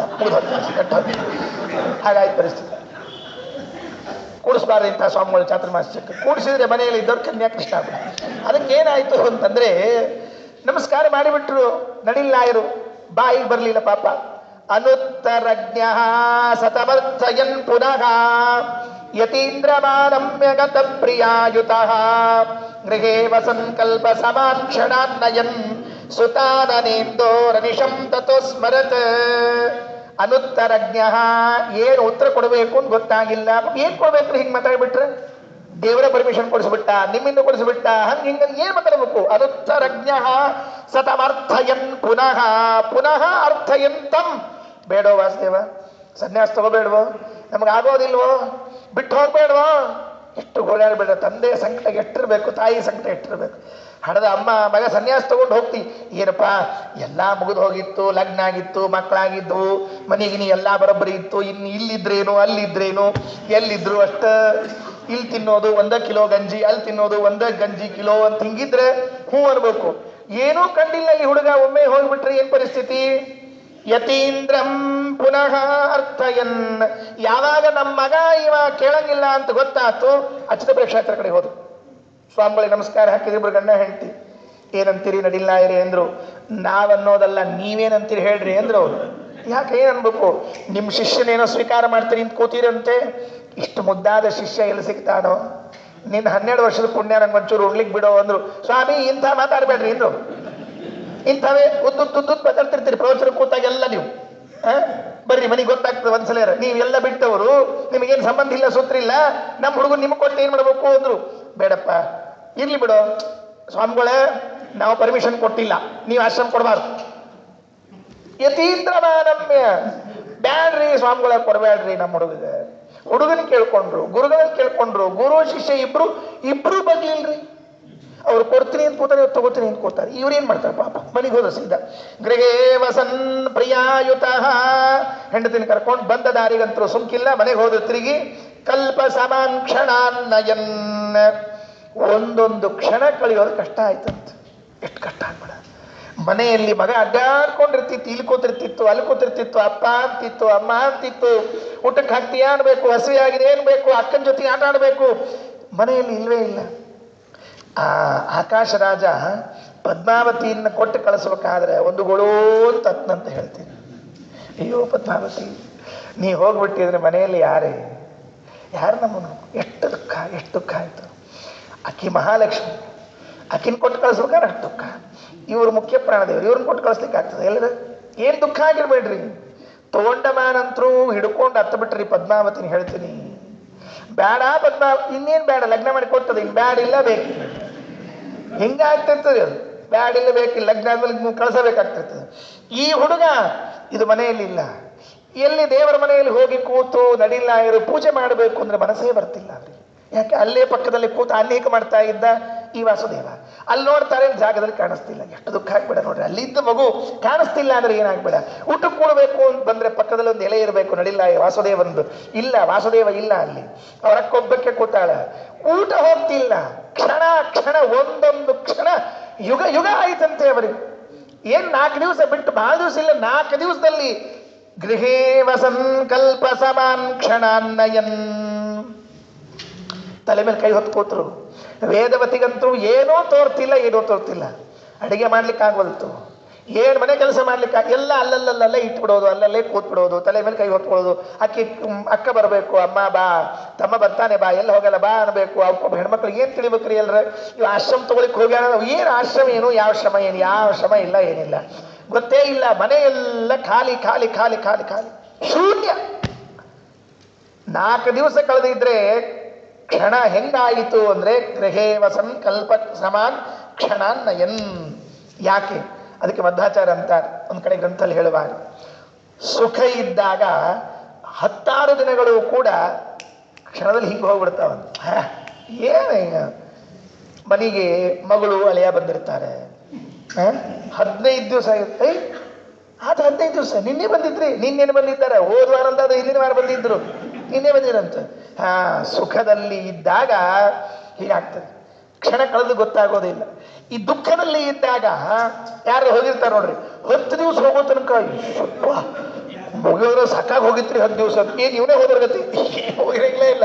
ಹೋದವ್ರು ಯಾರೋ 10 ದಿವಸ ಕಳೆದಿಕ್ಕೆ ಸಾಕಾಗಿ ಹೋಗ್ಬಿಟ್ಟಿರ್ತೀವ್ರಿ ಅಲ್ವಾ. ದುಃಖದಲ್ಲಿ ಇದ್ದಾಗ ಒಂದೊಂದು ಕ್ಷಣಗಳು ಬಹಳ ದೂರವಾಗ್ತದೆ. ಅದೇ ಸುಖದಲ್ಲಿ ಇದ್ದಾಗ ದಿನಗಳೇ ಕ್ಷಣಗಳಾಗ್ಬಿಡ್ತದಂತ. ಗೋಪಿಕಾಸ್ತ್ರೀಯರು ಕೃಷ್ಣನಿಗೆ ಹೇಳಬೇಕಂತೆ, ಕೃಷ್ಣ ನೀ ಬೆಳಿಗ್ಗೆ ಹೋಗಿರ್ತೀಯಲ್ಲೋ ಆಕಳ ಕಾಯ್ಕೊಂಡ್ಬರ್ಲಿಕ್ಕೆ, ಸಂಜೆಗೆ ಬರೋದಾಗ ನಮ್ಗೆ ಎಷ್ಟು ತ್ರಾಸ ಆಗ್ತದೆ ಗೊತ್ತೇನು. ತ್ರುಟಿಯುಗಾಯತೆ ತ್ವಾಮ ಪಶ್ಯತಾಂ ಕುಟಿಲ ಕುಂತಲ ಶ್ರೀಮುಖಂಚತೆ. ತ್ರುಟಿಯುಗಾಯತೆ ತ್ವಾಮ ಪಶ್ಯತಾಂ ನೀ ಕಾಣಿಸ್ತೇ ಹೋದ್ರೆ ತ್ರುಟಿ, 1 ನಿಮಿಷ ಅಲ್ಲ, ನಿಮಿಷದ ಎಷ್ಟೋ ಭಾಗಗಳು ಕೂಡ ಯುಗಾಯತೆ, ಒಂದೊಂದು ಯುಗ, ಕಲಿಯುಗವೋ ಕೃತಯುಗವೋ ದ್ವಾಪರ ಯುಗವೋ ಕಳೆದಂತೆ ಆಗ್ತದೆ. ಮಗ ಇಲ್ಲ ಅನ್ನೋ ದುಃಖ. ಗೃಹೇ ವಸನ್ ಕಲ್ಪ ಸಮಾನ್ ಕ್ಷಣಾನ್ ನಯನ್ ಸುತಾನ್ ಅನೇಂದೋ ರನಿಶಂ ತಥೋ ಸ್ಮರತ. ಬಿಡ್ಲಿಲ್ಲ ಅಪ್ಪ ಈ ಸರ್ತಿ ಮನ್ಯಾಗ ಹಾಕಿ ಹೆಣ್ಮಕ್ಳನ್ನ ಕರ್ಕೊಂಡು ಹೋಗಲಿಲ್ಲ. ಈ ಮನೆಯಾಗ ನಾನೇ ಹೋಗ್ಬಿಡ್ತೀನಿ, ನನಗೆ ಬರಬ್ಬರಿ ಮಾಡ್ತೀನಿ ಸರ್ ನಡೆಯನು ಹೊಂಟು. ಹೋಗೋ ಹೊತ್ತಿಗೆ ಸುದ್ದಿ ಬಂತು, ಏನು ಉಡುಪಿಯಲ್ಲಿ ಇಲ್ಲಂತೆ ಸ್ವಾಮಿಗಳು. ಆಗಲೇ ಹೊರಟು ಬಿಟ್ರ. ಎಲ್ಲಿ ಹೊರಟರು? ಇಲ್ಲ, ಅವರು ಬೇರೆ ಊರಿಗೆ ಹೋಗಿದ್ದಾರಂತೆ, ಸಂಚಾರ ಶುರುವಾಯಿತಂತೆ ಸ್ವಾಮಿಗಳದ್ದು. ಸರಿ, ಸಚಿಂತಯನ್ ಪುತ್ರ ಮನೋರಥಂ ಶುಚ ಪುನಶ್ಚ ತೀರ್ಥೋಪಗತೋ ಮಹಾನದೀಂ ಯತೀಶ್ವರಾನುವ್ರತಮಾತ್ಮನಂದನಂ ತಮೈಕ್ಷತ ಗ್ರಾಮವರೇ ಮಠಾಂತರೇ. ಸಹ ಚಿಂತಯನ್, ಮನೆ ಬಿಟ್ರು, ನಡಿಲ್ಲ ಇರು, ಈ ಸಾರ್ತಿ ನಾನು ವಾಸುದೇವನ್ ಕರ್ಕೊಂಡೇ ಬರ್ತೀನಿ ಬೇಕಾದಾಗ್ಲಿ. ಪುತ್ರ ಅವೇನ್ ತಿಳ್ಕೊಂಡ ಮನೋರಥ, ಅವನ್ ಸನ್ಯಾಸ ತಗೋಬೇಕು ಅಂತಿದ್ರೆ ಅವನ ಇಚ್ಛೆ, ನಮ್ದೇ ಯಾರು ಇಚ್ಛೆ ಕೇಳಬೇಕು. ಅಂತ ಹೇಳಿ ಶುಚ ಮಧ್ಯ ಮಧ್ಯದಲ್ಲಿ ದಾರಿಯಲ್ಲಿ ಹೋಗುವಾಗ ಕಣ್ಣೀರು ಹಾಕ್ತಾರಂತೆ. ಅಕಸ್ಮಾತ್ ಕರ್ಕೊಂಡು ಬಂದೆ ಸರಿ, ಬರ್ಲಿಲ್ಲ ಅಂದ್ರೆ ಏನ್ ಮಾಡ್ಲಿ ನನ್ನ ಮಗ? ಕಣ್ಣೀರು ಹಾಕ್ತಾ ಇದ್ದಾರೆ. ನಾನೇನ್ ನನ್ನ ಮಗನ್ ನನ್ನ ಹೆಂಡತಿ ಕರ್ಕೊಂಡ್ಬರ್ತೀನಿ ಅಂತ ಹೇಳಿದ್ದೀನಿ, ಬರ್ಲಿಲ್ಲ ಅಂದ್ರೆ ಉತ್ತರ ಏನ್ ಕೊಡ್ಲಿ? ಸಚಿಂತಯನ್ ಪುತ್ರ ಮನೋರಥಂ ಶುಚ ಪುನಶ್ಚ ಮತ್ತೋದ್ರು ತೀರ್ಥೋಪಗತೋ ಮಹಾನದೀಂ. ಅಲ್ಲಿ ಹೋಗುವಾಗ ಮಹಾನದಿಯನ್ನು ದಾಟಿದ್ರಂತೆ. ಯಾವುದು? ನೇತ್ರಾವತಿ ಅಂತ ಬರೆದಿದ್ದಾರೆ ಭಾವಪ್ರಕಾಶಿಕಾದಲ್ಲಿ. ಮಹಾನದಿ ನೇತ್ರಾವತಿ ನದಿಯನ್ನು ದಾಟಿದ್ರಂತೆ. ಅಲ್ಲೊಂದೂರು ಕಾರ್ಯೂರು ಅಂತ ಒಂದೂರು. ಆ ಕಾರ್ಯೂರಿನಲ್ಲಿ ಒಂದು ಮಠ, ಕುತ್ಯಾಡಿ ಅಂತ ಒಂದು ಮಠ. ಆ ಕಾರ್ಯೂರಿನಲ್ಲಿ ಕುತ್ಯಾಡಿ ಮಠದಲ್ಲಿ ಗುರು ಶಿಷ್ಯರು ಇದ್ದಾರೆ. ಹೋದ್ರು. ಯತೀಶ್ವರಾನುವೃತಮಾತ್ಮನಂದನಂ ತಮೈಕ್ಷತ ಗ್ರಾಮವರೇ ಮಠಾಂತರಂ. ಗ್ರಾಮವರ ಅಂದ್ರೆ ಆ ಊರು ಕಾರ್ಯೂರು, ಮಠಾಂತರ ಅಂದ್ರೆ ಕುತ್ಯಾಡಿ. ಆ ಕುತ್ಯಾಡಿ ಮಠದಲ್ಲಿ ಹೋಗಿದ್ದಾರೆ. ನೋಡಿದ್ರು ಅಲ್ಲಿ ಹೆಂಗಿದ್ದ ಈ ಹುಡುಗ? ಯತೀಶ್ವರಾನುವೃತಂ, ಇನ್ನೂ ಅಚ್ಛಿನ್ನವಾಗಿ ಸೇವೆ ಮಾಡ್ತಾ ಇದ್ದಂತೆ. ಹಿಂದಿನ ಸರ್ತಿ ನೋಡಿದಾಗ ಮಗನ ಸೇವೆಗಿಂತಲೂ ಈ ಬಾರಿ ಬಂದಾಗ ಇನ್ನೂ ವಿಶಿಷ್ಟ ಸೇವೆ ಆಗ್ತಾ ಇತ್ತಂತೆ. ಇನ್ನೂ ವಿಶಿಷ್ಟ ಸೇವೆ ಪಕ್ಕಾ ಆಗಿತ್ತು, ಅವನಿಗೆ ದೃಢವಾಗಿ ಬಿಟ್ಟಿತ್ತು. ನಮ್ಮ ಗುರುಗಳು ಇನ್ನು ಕೆಲವೇ ದಿನಗಳಲ್ಲಿ ನನಗೆ ಆಶ್ರಮ ಕೊಟ್ಟೇ ಬಿಡುತ್ತಾರೆ, ನಾನು ಆಶ್ರಮ ತಗೊಂಡೇ ಬಿಡೋದು ಅಂತ ಅಷ್ಟು ನಿಷ್ಠೆಯಿಂದ ಸೇವೆ ಮಾಡ್ತಾ ಇದ್ದಾನೆ. ಭಯಾನಕ ಸಿಟ್ಟು ಬಂತು. ಎಷ್ಟು ಸಿಟ್ಟು ಬಂತು ಹೇಳ್ತೀನಿ. ಹಿಡಿದ ಕರ್ಕೊಂಡ್ಬಂದ್ರು. ವಾಸುದೇವ ಬಾಯಿಲಿ ಅಂದ್ರು. ಅಲ್ಲಿ ಗುರುಗಳಿದ್ದಾರೆ, ಅಚ್ಯುತ ಪ್ರೇಕ್ಷರಿದ್ದಾರೆ. ಸನ್ಯಾಸಿಗಳ ಮುಂದೆ ಹಾಗೆಲ್ಲ ಜೋರ್ ಧ್ವನಿಯಲ್ಲಿ ಮಾತಾಡಬಾರದು ಅಂತ ಗೊತ್ತು, ಆದರೂ ಬಿಡ್ಲಿಲ್ಲ. ಸಜಾತ ಕೋಪ ಕುಲಿತೋ ಧರಾಸುರೋ ಮಹಾತ್ಮನಾಂ ಲಂಘನ ಭೀರುರಿತ್ಯಲಂ ಸುತಸ್ಯ ಕೌಪೀನ ಧೃತೌ ಹಿ ಸಾಹಸ ಪ್ರತಿಶ್ರವೋ ಮೇ ದೃಢಗಿತ್ಯಭಾಷತ. ಸಹ ನಡಿಲ್ಲ ಇರು ಜಾತಕೋಪ, ಮೈ ತುಂಬ ಸಿಟ್ಟು ಭಯಾನಕ. ಏನ್ರಿ ಅಲ್ಪ ಸ್ವಲ್ಪ ಸಿಟ್ಟು ಬಂದಿದ್ರೆ ಮುಖ ಅಷ್ಟೇ ಕೆಂಪಾಗಿರ್ತದೆ. ಕೆಲವರು ಸಿಟ್ಟಿಗೆ ಬಂದ್ಬಿಟ್ರೆ ಮೈಯೆಲ್ಲ ಕುಡಿತಿರ್ತದೆ, ನೋಡ್ತಿರ್ಬೇಕು. ಕೆಲವರಿಗೆ ಭಾರಿ ಸಿಟ್ಟು ಬರ್ತಿರ್ತದೆ. ಅಷ್ಟು ಸಿಟ್ಟು ಬಂದ್ಬಿಡ್ತು ಅಂದ್ರೆ ಕೈ ಎಲ್ಲ ಅಳಗಾಡ್ತಿರ್ತದೆ, ತಡ್ಕೊಳಿಕ್ ಆಗುದಿಲ್ಲ ಅವ್ರಿಗೆ. ಅಂಥವ್ರ ಕಡೆಯಿಂದ ಏಟು ತಿನ್ನಬಾರ್ದು. ಅಂಥವ್ರ ಕಡೆಯಿಂದ ಏಟು ತಿಂದ ಮೇಲೆ ಮುಂದೇನು ತಿನ್ಲಿಕ್ಕೆ ಉಳಿಯಂಗೆ ಇಲ್ಲಿ ಇವರು. ಅಂಥವ್ರು ನೋಡೀನ್ರಿ ನಾನು. ನನಗೆ ಅಂಥವ್ರದ್ದೆಲ್ಲ ಸಂಪರ್ಕ ಬಂದು ಭಯಾನಕ ಸಿಟ್ಟು ಬರೋರು, ಸುಮ್ಮನೆ ಸಿಟ್ಟಿಗೆ ಬರೋರು, ಸಿಟ್ಟು ಬರದೇ ಇದ್ರು ಬಂದಂಗೆ ತೋರಿಸೋರು, ಎಲ್ಲರದ್ದು ಪರಿಚಯ ಅದು. ಹಿಂಗಾಗಿ ಸಜಾತ ಕೋಪಾವಿಷ್ಟರಾಗಿ ಬಿಟ್ಟಿದ್ದಾರೆ. ಧರಾಸುರಃ ಈ ನಡಿಲ್ಲಾಯರು ಮಹಾತ್ಮನಾಂ ಲಂಘನ ಭೀರುರಪ್ಯಲಂ. ಅಲ್ಲಿ ಕೂತಿದ್ರು ಮಹಾತ್ಮರು. ಯಾರವರು? ಅಚ್ಯುತ ಪ್ರೇಕ್ಷರು. ಅವ್ರ ಮುಂದೆ ಹೀಗೆಲ್ಲ ನಡ್ಕೋಬಾರ್ದು. ಲಂಘನ ಭೀರುಹು, ಅವರ ಮುಂದೆ ಹೀಗೆ ನಡಿಬಾರ್ದು ಅಂತ ಗೊತ್ತಿದ್ರು ಕೂಡ ವಾಸುದೇವನ ಮುಂದೆ ಹೇಳಿದ್ರು. ಸುತಸ್ಯ, ನೋಡು ವಾಸುದೇವ, ಕೌಪೀನ ಧೃತವು, ನೀ ಏನಾದ್ರೂ ಲಂಗೋಟಿ ಹಾಕೊಂಡ್ರೆ ಅರ್ಥಾತ್ ಸನ್ಯಾಸಿ ಆದ್ರೆ ಸಾಹಸ ಪ್ರತಿಶ್ರವ, ನಾನು ಆತ್ಮಹತ್ಯೆ ಮಾಡ್ಕೋತೀನಿ. ನಾ ಏನ್ ಮಾಡ್ಕೊಳ್ತೀನಿ? ಆತ್ಮಹತ್ಯೆನೇ ಮಾಡ್ಕೊಳ್ತೀನಿ, ಸಾಹಸ ಮಾಡ್ಕೊಳ್ತೀನಿ. ಏನಾದ್ರೂ ಒಂದು ಅವಿವೇಕದ ಕೆಲಸ ಮಾಡ್ಕೊಂಡ್ಬಿಡ್ತೀನಿ, ಅನ್ನ ಬಿಟ್ಬಿಡ್ತೀನಿ, ನೀರು ಬಿಟ್ಬಿಡ್ತೀನಿ, ಉಪವಾಸ ಇದ್ದು ನನ್ನ ದೇಹ ತ್ಯಾಗವನ್ನು ಮಾಡ್ತೀನಿ ವಿನಃ ನಾನು ಬಿಡೋದಿಲ್ಲ. ನಿನ್ನ ಸನ್ಯಾಸ ಆಗ್ಲಿಕ್ಕೆ ನಾನು ನಿನಗೆ ಬಿಡಂಗಿಲ್ಲ. ಅಪ್ಪ ಎಷ್ಟು ಗಟ್ಟಿಯಾಗಿ ಹೇಳಿದ್ರು. ಸುತಸ್ಯ ಕೌಪೀನ ಧೃತವು, ನೀನು ಕೌಪೀನವನ್ನ ಹಾಕೊಂಡ್ರೆ ಸನ್ಯಾಸಿ ಆದ್ರೆ ಸಾಹಸ ಪ್ರತಿಶ್ರವ, ನಾನು ಏನಾದ್ರೂ ಆಗಿ ಪ್ರಾಣ ಬಿಡ್ತೀನಿ ವಿನಃ ನಿನಗೆ ಮಾತ್ರ ಸ್ವಾಮಿಗಳಾಗಿ ಬಿಡಂಗಿಲ್ಲ. ಬ್ಲ್ಯಾಕ್ ಮೇಲಿಂಗ್ ಇವೆಲ್ಲ, ಬ್ಲ್ಯಾಕ್ ಮೇಲಿಂಗ್. ಮಕ್ಕಳನ್ನ ನೋಡ್ರಿ ಹೀಗೆಲ್ಲ ಆಗ್ತಿರ್ತದೆ ಸಹಜವಾಗಿ. ಈಗೇನ್ ಮಾಡ್ಬೇಕು ಹೇಳ್ರಿ ಅಂತ. ಇಷ್ಟು ಪರಿಸ್ಥಿತಿಗೆದ್ದಾರೆ, ಇಷ್ಟಿದ್ದಾರೆ. ಈ ಹೊತ್ತಿನೊಳಗೆ ಏನ್ ಮಾಡ್ಬೇಕು? ಹೌದಾ, ನಾ ಸ್ವಾಮಿಗಳಾದ್ರೆ ನೀವು ಸಾಯ್ತೀರಾ? ಆಗ್ತಡಿ.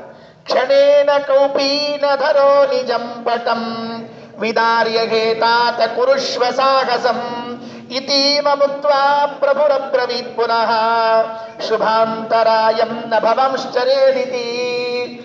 ಆ ಅಂದ ಮುಂದಿನ ಕ್ಷಣ ನಾ ನೋಡು ಅನ್ನ ನೀರು ಬಿಟ್ಟು ಜೀವ ಕಳ್ಕೊತೀನಿ ಅಂತ ಅಂದ ಮುಂದಿನ ಕ್ಷಣಕ್ಕೆ ಮೈ ಮೇಲೆ ಹೊತ್ಕೊಂಡಿದ್ರು ವಾಸುದೇವ.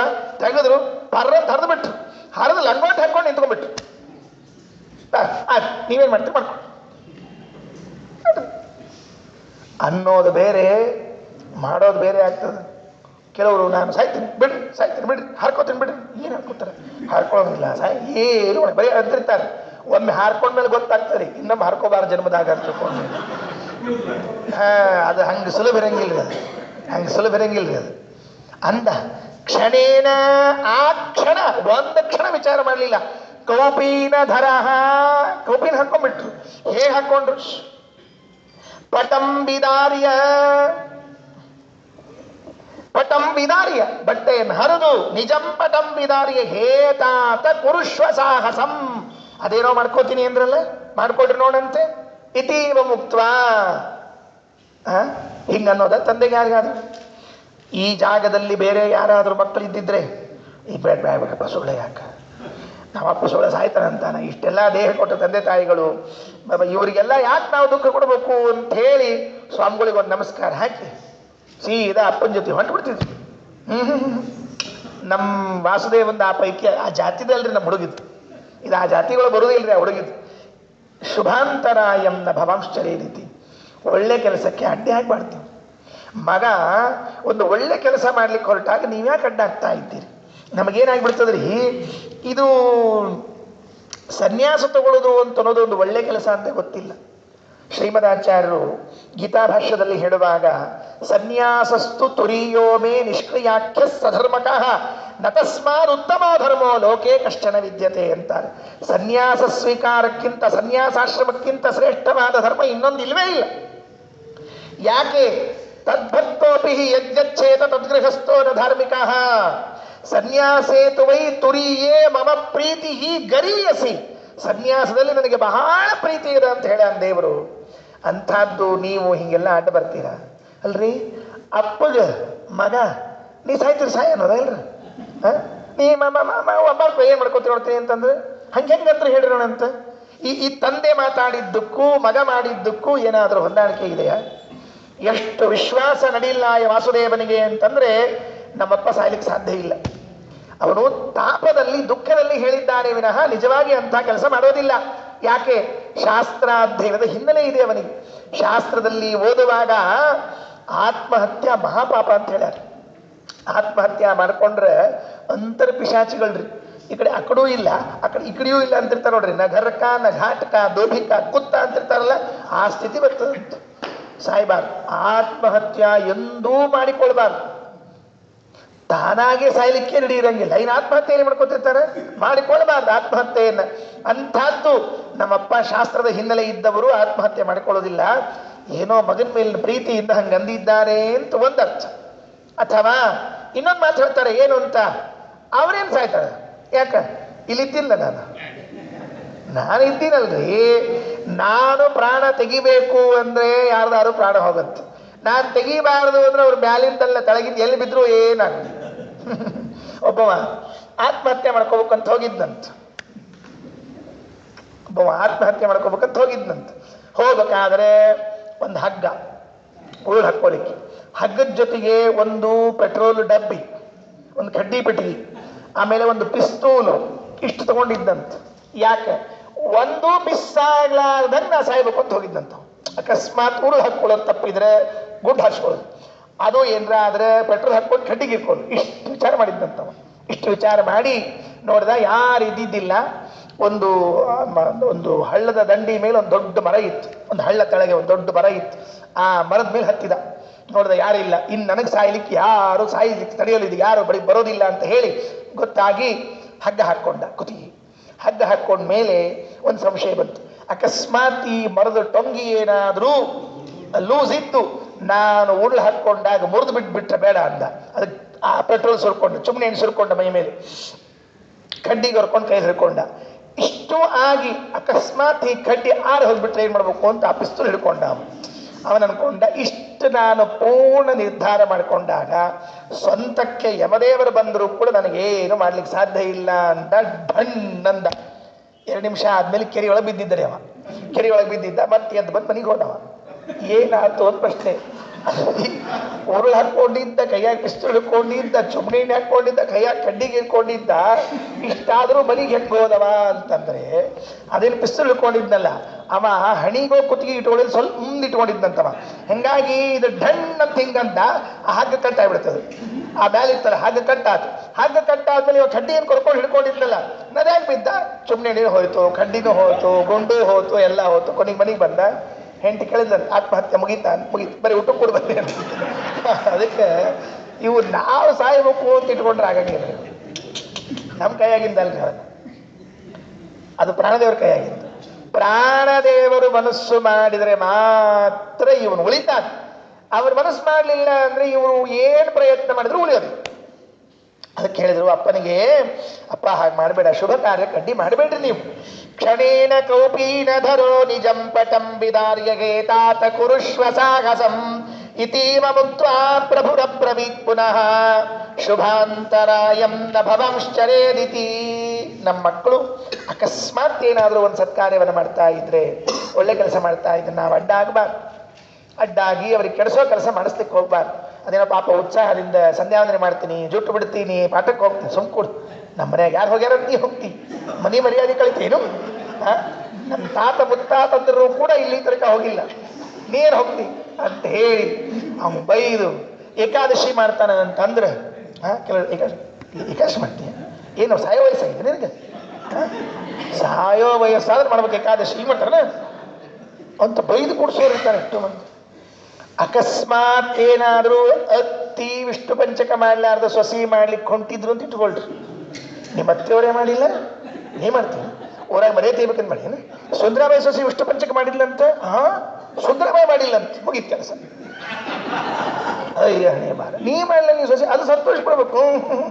ಹಂಗೆಲ್ಲ ಇದ್ರಲ್ಲ ಇವು ಇಂಥವೇ ನಮ್ಮ ಬುದ್ಧಿ ಇದ್ದಿದ್ದು ಕೊನೆ ತನಕ ಅವರು ಹೋಗಂಗಿಲ್ಲ, ಇವರು ಹೋಗಂಗಿಲ್ಲ, ಇಬ್ಬರು ಇಲ್ಲೇ ಕೂತಿರ್ತಾವ.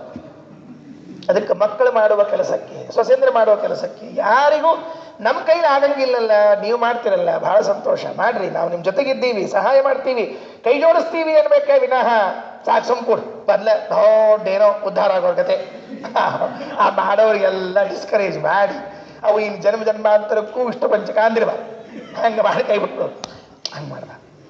ಸಂಧ್ಯಾವಂದನೆ, ದೇವ್ರ ಪೂಜೆ, ಹುಡುಗರು ದೇವ್ರ ಪೂಜೆ ಮಾಡ್ಲಿಕ್ಕೆ ಅಂತ ಒಂದು ಪೆಟ್ಟಿಗೆ ಗಿಟ್ಟಿಗೆ ಕೇಳಿದ್ರೆ ಕೊಡ್ಬೇಕ್ರಿ ಅವಕ್ಕೆ. ತಗೋ ನೀವೊಂದು ಶಾಲಿಗೆ ತಗೋ ಪೂಜೆ ಮಾಡು, ನಂಗೆ ಮಂತ್ರ ನೀ ಏನು ಬರ್ತದೆ ಅದರಲ್ಲೇ ಮಾಡಿ, ನಾರಾಯಣ ಮಹಾನ್ ಅಭಿಷೇಕ ಮಾಡಿ ಪೂಜೆ ಮಾಡಿ ಅನ್ಬೇಕು. ಹತ್ತ ಬರಂಗಿಲ್ಲದಲ್ಲ, ಯಾಕೆ ದೊಡ್ಡಿಸ್ತಾನೆ ನಿಂದು, ಸುಮ್ಮನೆ ಪೆಟ್ಟಿಗೆ ಇಡು ಒಳಗಿಡು, ಆಚಾರ ಬಂದಾಗ ಮಾಡಿಸ್ತೀನಿ ನಾನು, ನಿನ್ನ ಕಡೆ ದೊಡ್ಡಿಸ್ತಾನೆ ಸಂಪೂರ್ಣ. ಶುಭಾಂತರ ಎಂದ ಭವಾಂಶ್ಚರ್ಯದಿತಿ, ಒಳ್ಳೆ ಕೆಲಸಕ್ಕೆ ಅಡ್ಡ ಆಗ್ಬೇಡ್ರಿ ಅಂತಂದ್ರೆ ಅಪ್ಪ ಒಂದು ಮತ್ತೆ ಅಡ್ಡ ಕೆಲಸ ಅಡ್ಡ ಹಾಕಿದ್ರು ಮತ್ತೆ. ಹೌದಾ, ಮಕ್ಕಳಿಗೆ ಏನು ಒಳ್ಳೆ ಕೆಲಸ? ಸನ್ಯಾಸ ತಗೊಳ್ಳೋದು ಒಳ್ಳೇದ ಯಾವ್ದಾದ್ರು ಗೊತ್ತಿಲ್ಲ ನಿಂಗೆ? ನ ಪುತ್ರ ಪಿತ್ರೋರವನಂ ವಿನಾ ಶುಭಂ ವದಂತಿ ಸಂತೋ ನನುತೌ ಸುತೌ ಮೃತೌ ನಿವರ್ತಮಾನೇನ ಹಿ ಪಾಲಕೋಸ್ತಿನೌ ತ್ವಯೀತಿ ವಕ್ತಾರಮಮುಂ ಸುತೋಬ್ರವೀತ್. ನೋಡು, ತಂದೆ ತಾಯಿಗಳ ಸೇವೆಯನ್ನ ಮಾಡೋದಕ್ಕಿಂತ ಮಕ್ಕಳಿಗೆ ಇನ್ಯಾವುದು ದೊಡ್ಡ ಸೇವೆ ಇಲ್ಲ, ದೊಡ್ಡ ಕರ್ಮ ಇಲ್ಲ. ನೆನಪಿಟ್ಟು, ಸನ್ಯಾಸ ತಗೋದು ಶುಭ ಕರ್ಮ ಅಂತ ನೀ ಹೇಳ್ತಿ, ಒಳ್ಳೆ ಕೆಲಸ ಅಂತಿ. ಮಕ್ಕಳೇನ್ ಮಾಡಬೇಕು? ತಂದೆ ತಾಯಿಗಳ ಸೇವೆಯನ್ನ ಮಾಡಬೇಕು. ಮನುಸ್ಮೃತಿ ಇಲ್ಲಿ ಒಂದು ಮಾತು ಬರ್ತದೆ, ವೃದ್ಧೌ ಚ ಮಾತಾ ಪಿತರೌ ಸಾಧ್ವಿ ಭಾರ್ಯ ಸುತಃ ಶಿಶು ಅಪ್ಯಕಾರ್ಯ ಶತಂ ಕೃತ್ವ ಭರ್ತವ್ಯ ಮನೋರಬ್ರವೀತ್. ನಾರಾಯಣ ಪಂಡಿತಾಚಾರ್ಯರು ಭಾವಪ್ರಕಾಶಿಕಾದಲ್ಲಿ ಶ್ಲೋಕ ಹಾಕಿದ್ದಾರೆ. ತಂದೆ ತಾಯಿಗಳ ಪ್ರೀತಿಗೋ ಸುಗ.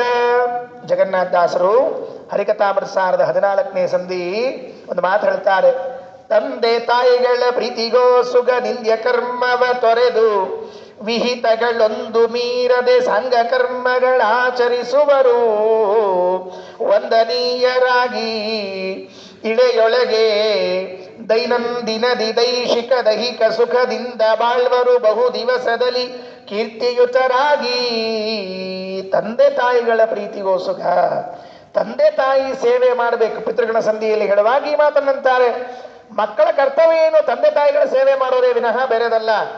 ಪುತ್ರ ಪಿತ್ರೋಹ ಅವನಂ, ತಂದೆ ತಾಯಿಗಳ ಸೇವೆಯನ್ನು ಬಿಟ್ಟು ಶುಭಂ ನ ವದಂತಿ ಸಂತಹ. ಸಜ್ಜನರು ಯಾರೂ, ಜ್ಞಾನಿಗಳು ಯಾರೂ ಕೂಡ ಇದನ್ನು ಹೇಳಿಲ್ಲ. ಅಲ್ರಿ ನಾ ಯಾಕೆ ಸೇವೆ ಮಾಡಬೇಕು ಅಂದ್ರೆ, ನಾನು ತೌ ಸುತೌ ಮೃತವು, ಹಿಂದೆ 2 ಗಂಡು ಹುಟ್ಟಿದ್ದು ಹೋಗ್ಬಿಟ್ಟವು. ಸುತೌ ತೌ ಮೃತವು ನಿವರ್ತಮಾನೆ, ನೀನು ಒಬ್ಬ ಹೋಗ್ಬಿಟ್ಟಿ ಅಂದ್ರೆ ಪಾಲಕಃ ನಮ್ಮನ್ನು ಯಾರು ಕಾಪಾಡೋರು? ತ್ವಯಿತಿ ವಕ್ತಾರ ಮಮಂ ಸುತೋಬ್ರವೀತ್. ನೀನು ಒಬ್ಬ ಹೋಗ್ಬಿಟ್ಟಿ ಅಂದ್ರೆ ನಮ್ಮನ್ನು ಯಾರು ನೋಡ್ಕೊಳಕ್ಕಿದ್ದಾರಪ್ಪ? ಬೇಡ ಅಂತ ಹೇಳಿದಾಗ ಮುಂದಿನ ಮಾತಲ್ಲಿ ಉತ್ತರ ಹೇಳ್ತಾರೆ, ಯದಾ ವಿರಕ್ತ ಪುರುಷ ಪ್ರಜಾಯತೆ. ಅಪ್ಪ ಹೌದು, ತಂದೆ ತಾಯಿಗಳ ಸೇವೆ ಮಾಡಬೇಕು ಅಂತುಂಟು. ಎಂಥವರಿಗದು ನಿಯಮ? ಯಾರಿಗಲ್ಲ ಅದೆಲ್ಲ ಹೇಳ್ತೀನಿ ಅಂತ ಅಪ್ಪನಿಗೆ ಮುಂದೆ ಹೇಳ್ತಾರೆ. ಯದಾ ವಿರಕ್ತ ಪುರುಷ ಪ್ರಜಾಯತೆ ತದೈವ ಸನ್ಯಾಸ ವಿಧಿಶ್ರುತೌಷಧಃ. ನಿಜವಾಗಿ ವೈರಾಗ್ಯ ಬಂದಾಗ ಸನ್ಯಾಸ ತಗೊಳ್ಬೇಕು ಅಂತುಂಟು ಅಂತ ಅದಕ್ಕೆ ಉತ್ತರ ಹೇಳ್ತಾ ಇದ್ದಾರೆ. ನಾಳೆ ನೋಡೋಣ. ಶ್ರೀಕೃಷ್ಣ ಅರ್ಪಣಮಸ್ತು. ಅಕ್ಷಯಂ ಕರ್ಮ ಯಸ್ಮಿನ್ ಪರೇ ಸ್ವರ್ಪಿತಂ